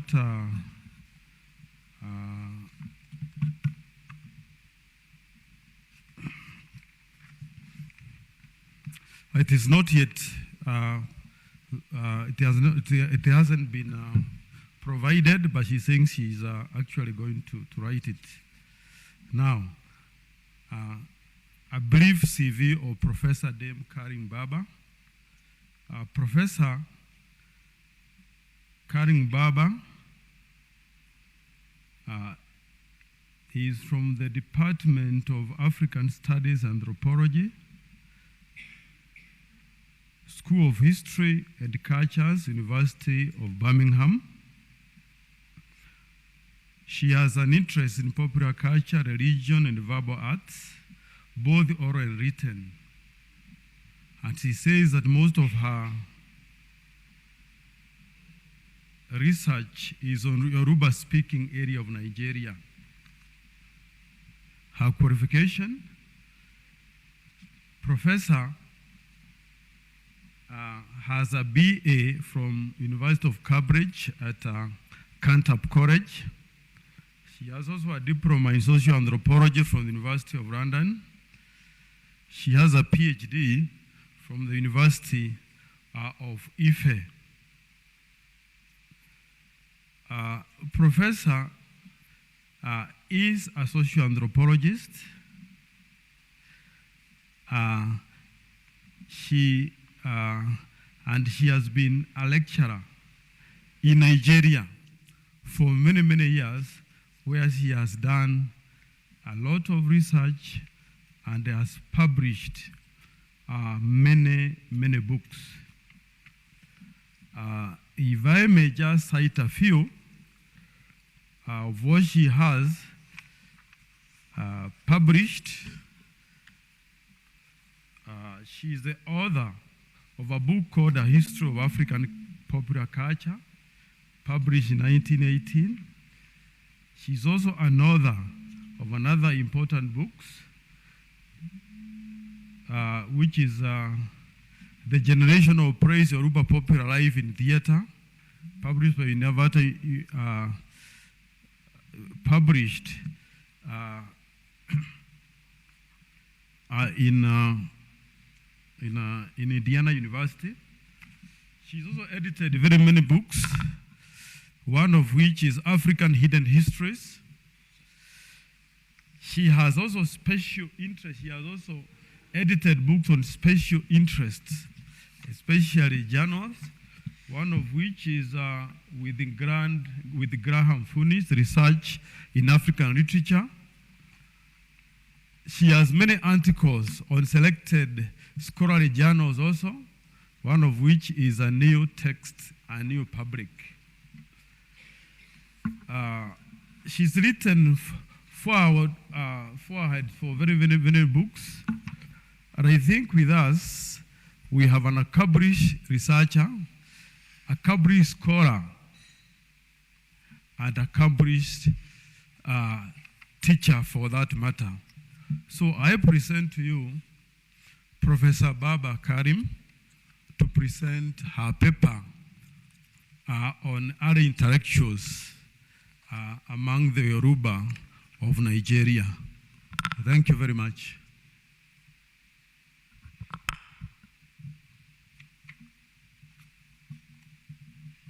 Thank you very much for the introduction. And I want to say that it's a really great honor to be invited to speak at this magnificent event in honor of Professor Toyin Falola. The wealth of papers and presentations that you've gathered for this occasion speak for themselves. You can see that Professor Falola's inspiring influence has crossed continents and ranged across numerous fields and topics in African and diasporic studies. I wonder if I could be given authority to share my screen. Is that? Let's try. Can we see it?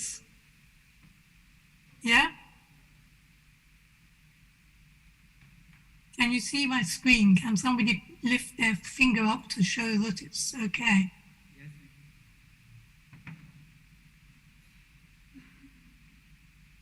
Okay, so the Yoruba elders have a saying, "Akoli sheshe nawo kato furuhan." You don't need to point to show someone that it's night. The night is too vast and all-enveloping to need to be pointed out. And so, I would say, is Toyin Falola's research. It's huge. He's an engine of productivity. His range is stupendous. He's opened new topics. He's reconfigured existing ones. And he's been tireless also in assisting colleagues and younger researchers to develop their work, editing, co-editing, co-authoring, convening, and continually encouraging up-and-coming scholars. So he's not only a fountain of knowledge in himself, but is also a source of productivity in lots of other people across a vast field. Much as he's contributed to academic historiography, what's interesting is that he's also gone beyond this field and he's looked at it from the outside. He's looked at it from the point of view of what he calls the intellectual production of the intelligentsia outside of the academy. And it's this field of academic production outside of the academy that I want to take up today. In his pioneering book, Yoruba Gurus, he presents studies of a number of early chroniclers, writers of town histories, rather than national or regional ones. And these include I.B. Akinyele on Ibadan, M.C. Adeyemi on Oyo, Chief Samuel Ojobada on Ilorin, Theophilus Olabode Avose on Badagry and Epe. And at the time that all these people were writing, there were, of course, many, many other local chroniclers documenting their own towns. Now, writers like this, historians of this type, have tended to be overlooked by academia, partly because so many of them write in African languages rather than English, but also because they tend to be seen as neither one thing nor the other. They're not seen as proper, authentic, uncontaminated oral traditionists, but on the other hand, they're not seen as proper academic scholars trained in historical method either. Now, Toyin Falola's book title, Yoruba Gurus, shows immediately that his approach is different. He's presenting them as thinkers. That's the important thing. Thinkers whose writings are influential and who also are a guide to other people, who provide an example in some way to other people trying to make sense of their circumstances. So he asked what kind of contribution they made to historical knowledge. How did their work differ from academic historiography? And what that difference tells us, not only about them, but about the limitations of university conceptions and practices in the discipline of history. So let's ask, what do modern historians, 21st century scholars, post-colonial and decolonial thinkers gain from revisiting these old texts written by non-academics in the very eye of the colonial encounter, where they occupied an ambiguous position as literate elites who were both resisting and profiting from their proximity to the colonial government. So Falola has suggested some of the reasons why they're worth looking at, and I want to expand a bit on those reasons now. First thing is that these scholars did real research. They talked to eyewitnesses, they collected oral traditions, often through assiduous inquiry among knowledgeable elders in their communities. And they believed with some justification that without this, without these efforts, many of these traditions would have been at least partly forgotten. But what they did was much more than mere collecting of existing genres and repertoires. For instance, take I.B. Akinyele's History of Ibadan.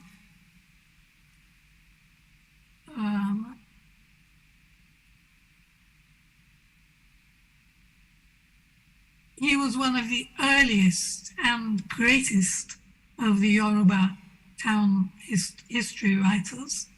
This history was first published around 1911.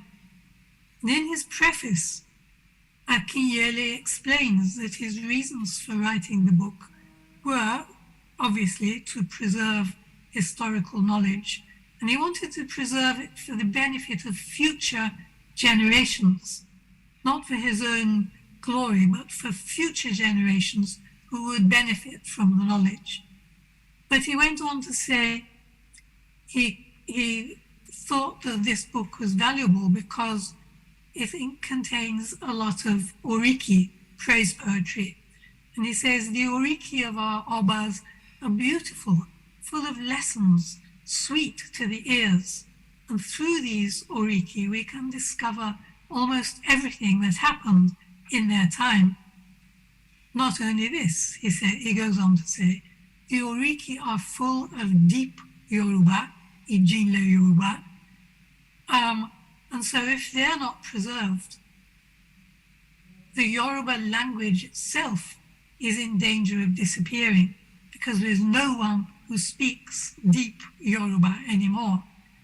And so finally he says, it will be very good if school children read this book, because in that way they will know deep Yoruba from a young age and there will be hope for our language.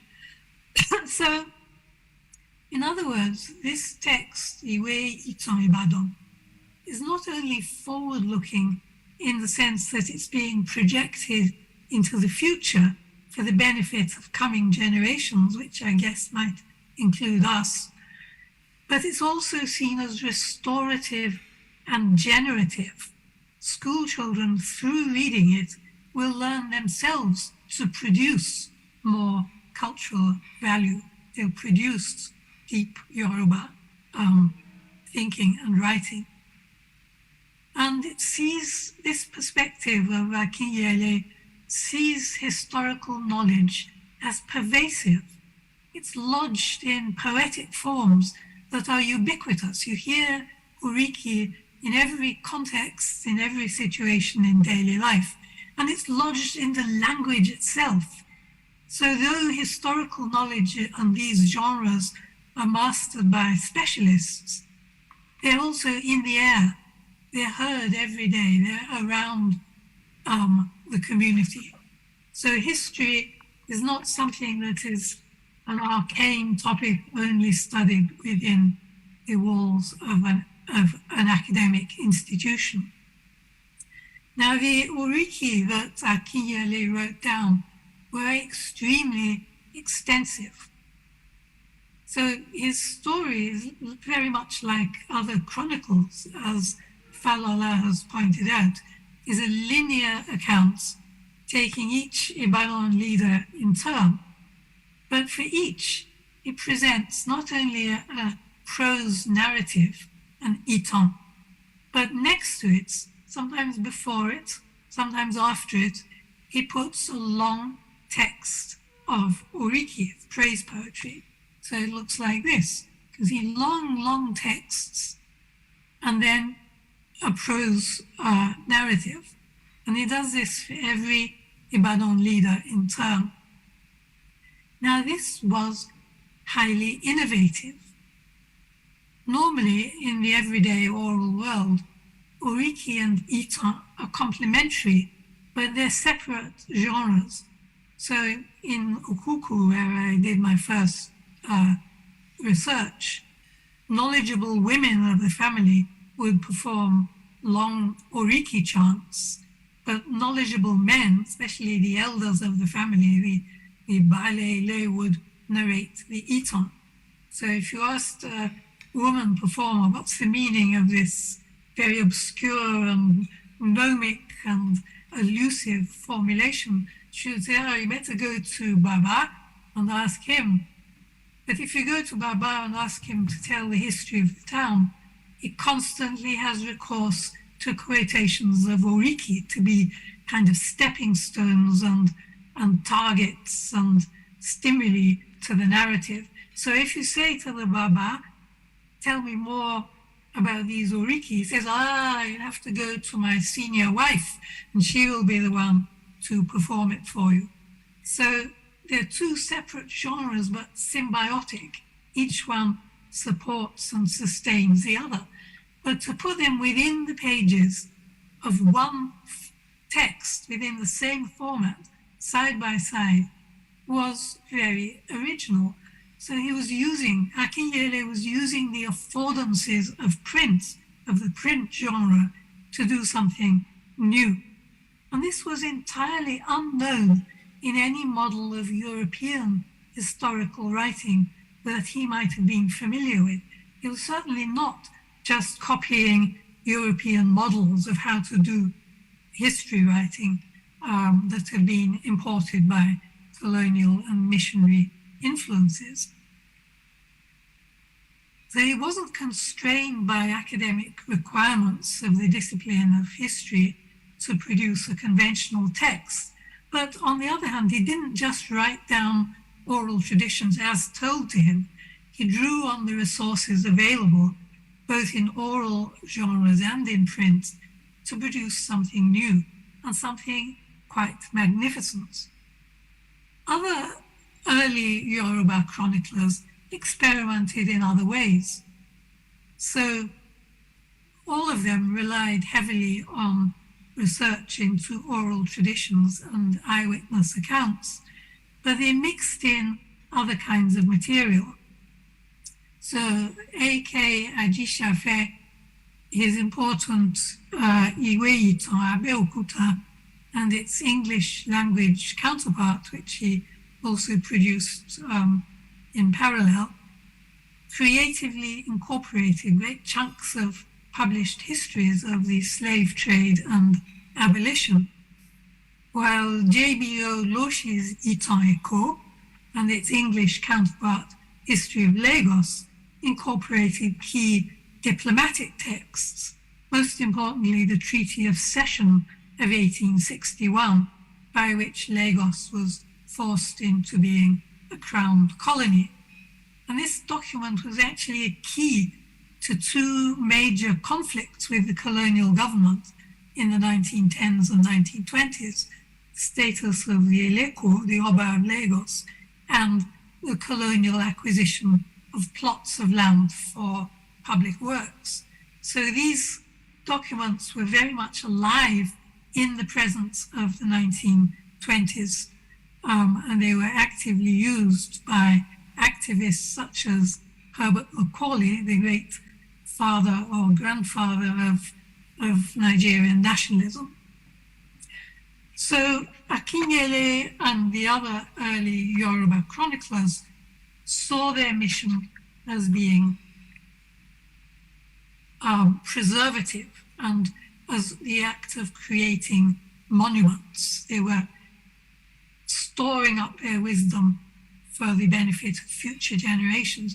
And there were constant calls for this in the press. There were constant exhortations to the big, knowledgeable people of the community to write down what they knew for the benefit of the future. So here's one in Ile-Ife, one of the newspapers that began to flourish in the 1920s. Have our departed learned men left permanent legacy for the rising generation? So this kind of exhortation to write books, to write bigger books, to produce permanent records of local available knowledge were incessant. But it's interesting to note at the same time that although they thought of them and talked of them as permanent monuments, these works were always works in progress. They kept adding to them as more things happened. They rewrote them for different audiences. So the English versions were always addressed to a different readership than the Yoruba ones. And in Lagos, where the most dynamic press activity was concentrated, people were more likely to encounter works of history in the weekly Yoruba newspapers than in monumental volumes. There was a flurry of activity in the Yoruba language press in the 1920s, stimulated by the ongoing contests with the colonial government. So historical material passed in and out of these weekly papers in series, in installments, in excerpts, translations, and in commentaries. Texts were printed and reprinted, sometimes with and sometimes without authorial attribution. Histories that were never published as books were read in the papers. So historical knowledge in this sense was understood as a shared resource, not in an abstract sense, but literally, as immediately and urgently relevant to the political projects of the time.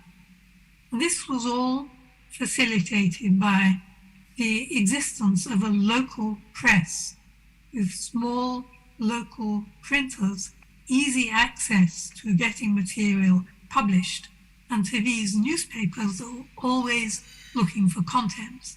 So there's always an opportunity to publish. And this facilitated and encouraged a culture of experiment and innovation, unconstrained by the strictures of higher educational institutions. So what does this mean for our understanding of historical knowledge and historical sources?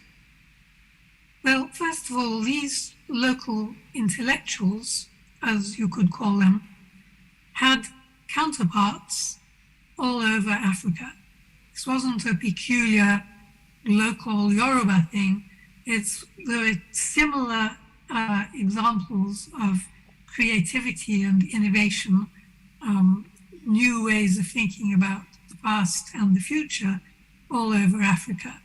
Not only that, but this is still the case. This was not a moment in the past when this flourished. There are still people working outside the academy on producing histories of their own type. It's a huge theme of intellectual print and manuscript culture. It takes the form of histories, biographies, political polemics, religious treatises, collections of proverbs, collections of herbal remedies and riddles, didactic and satirical poetry, fiction, letters, diaries, and so on. And this has been thriving and growing and circulating since the 19th century and up till today, outside of the academy. So about 15 years ago,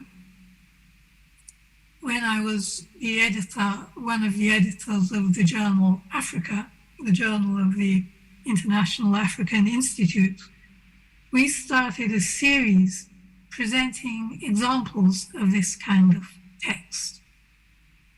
And some of them were explicitly historical.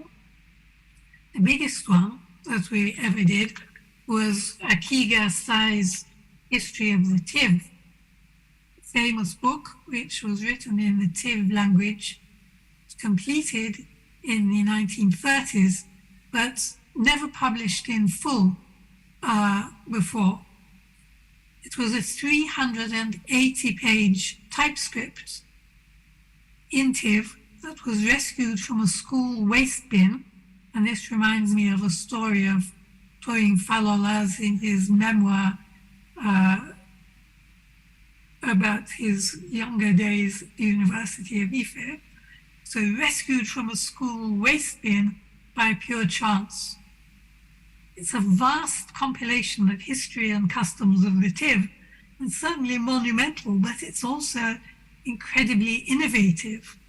So, for instance, to illustrate how various customs and social situations used to work in Tiv communities, Akiga invented vivid dialogues, like imaginary conversations, short play scripts with characters and lifelike speech and stage directions. So it's unlike any formal academic history I've ever read, but it's absolutely gripping. And this capacity for originality and creativity in history writing is still going strong.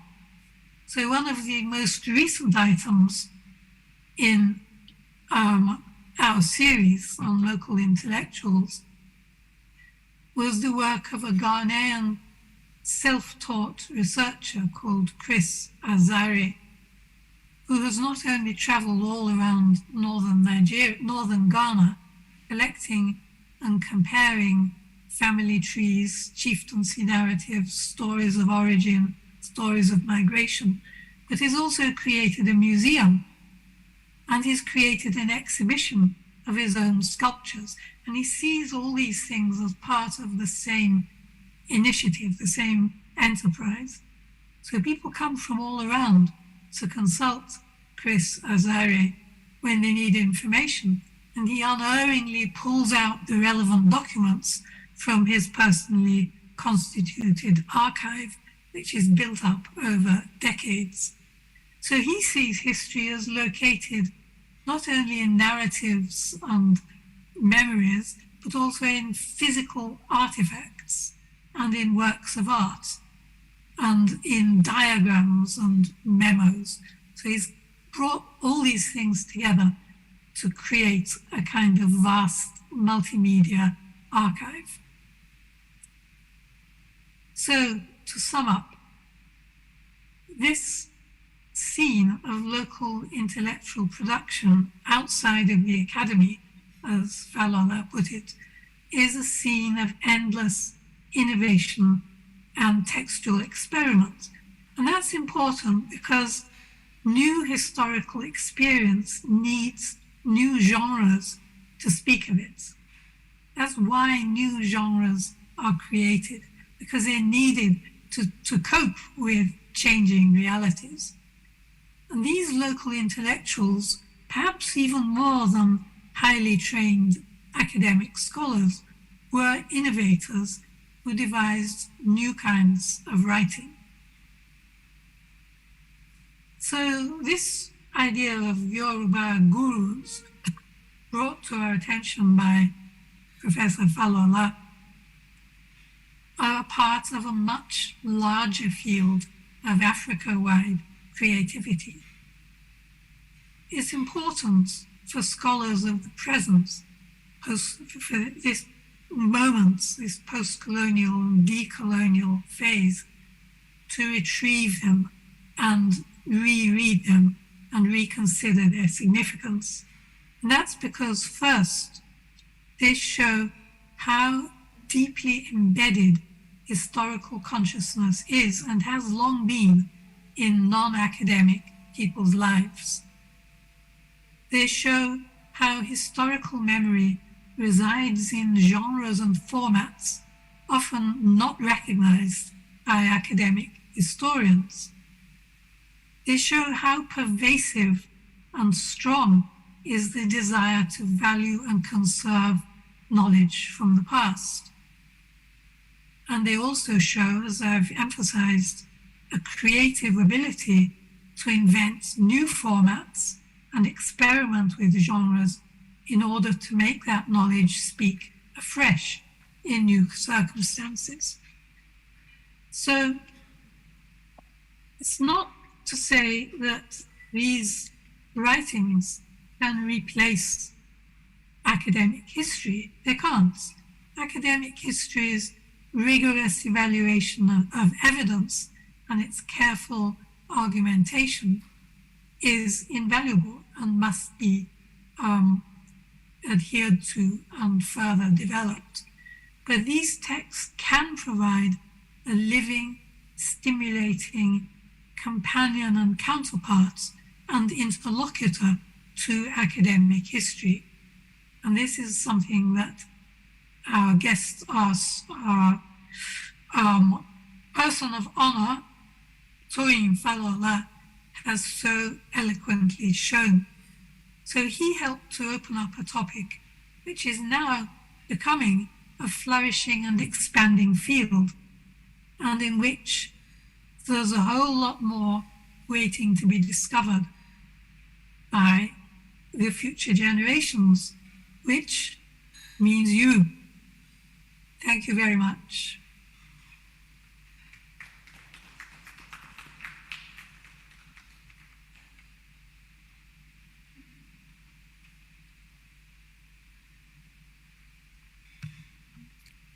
Okay, thank you, Professor, for being brief and to the point. We have listened to you and we have learned really a lot. that by studying the early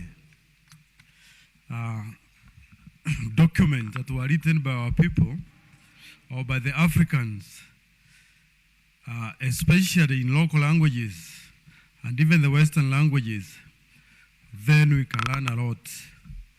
I know few of us are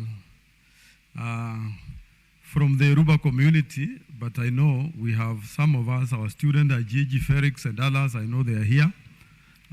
They will be able to interact in the nitty-gritties. But overall,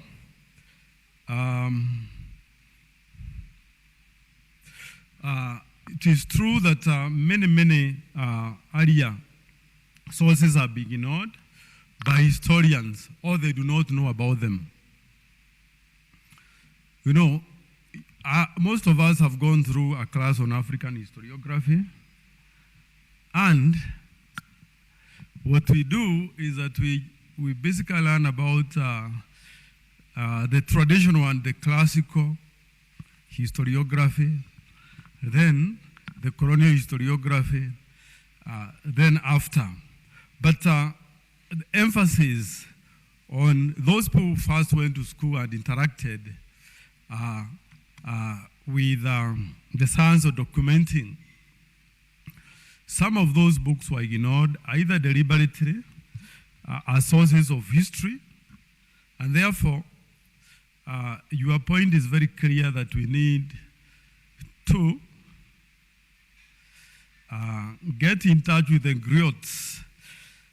There are those who recorded those early history, especially during the first contact between the West and Africa. We need to really appreciate what we have done. With reference to many true scholars, I've heard you talk about Akinyere,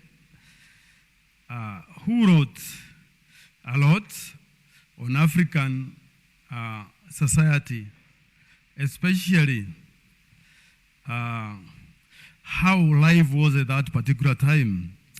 Then you have progressed and talked about Africa, educated Africans in the early 20s coming up with the newspapers. And they remind me of what was happening in the whole of Africa, not even among the Yoruba. In Kenya, we had a local newspaper called Mwidhania that was written in the 20s and edited by President Kenya, our first president, President KENYATTA. And elsewhere, the same narratives were going on, were being documented. And I think appreciating those realities that there exists a lot of information that we can draw not only from the formal text, from the newspapers, from letters, from pictures, from diaries and other forms of records, then we can be able to create an original African history that can be written creatively as those the evidence demonstrate. So you have actually even linked Toyola's writing with this movement that is of trying to liberate all sources so that they become useful.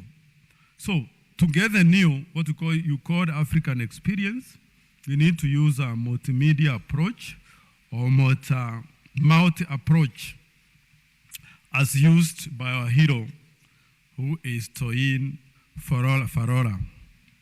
So we agree with you that there is a desire. We need to desire, we should really do it. Like yesterday,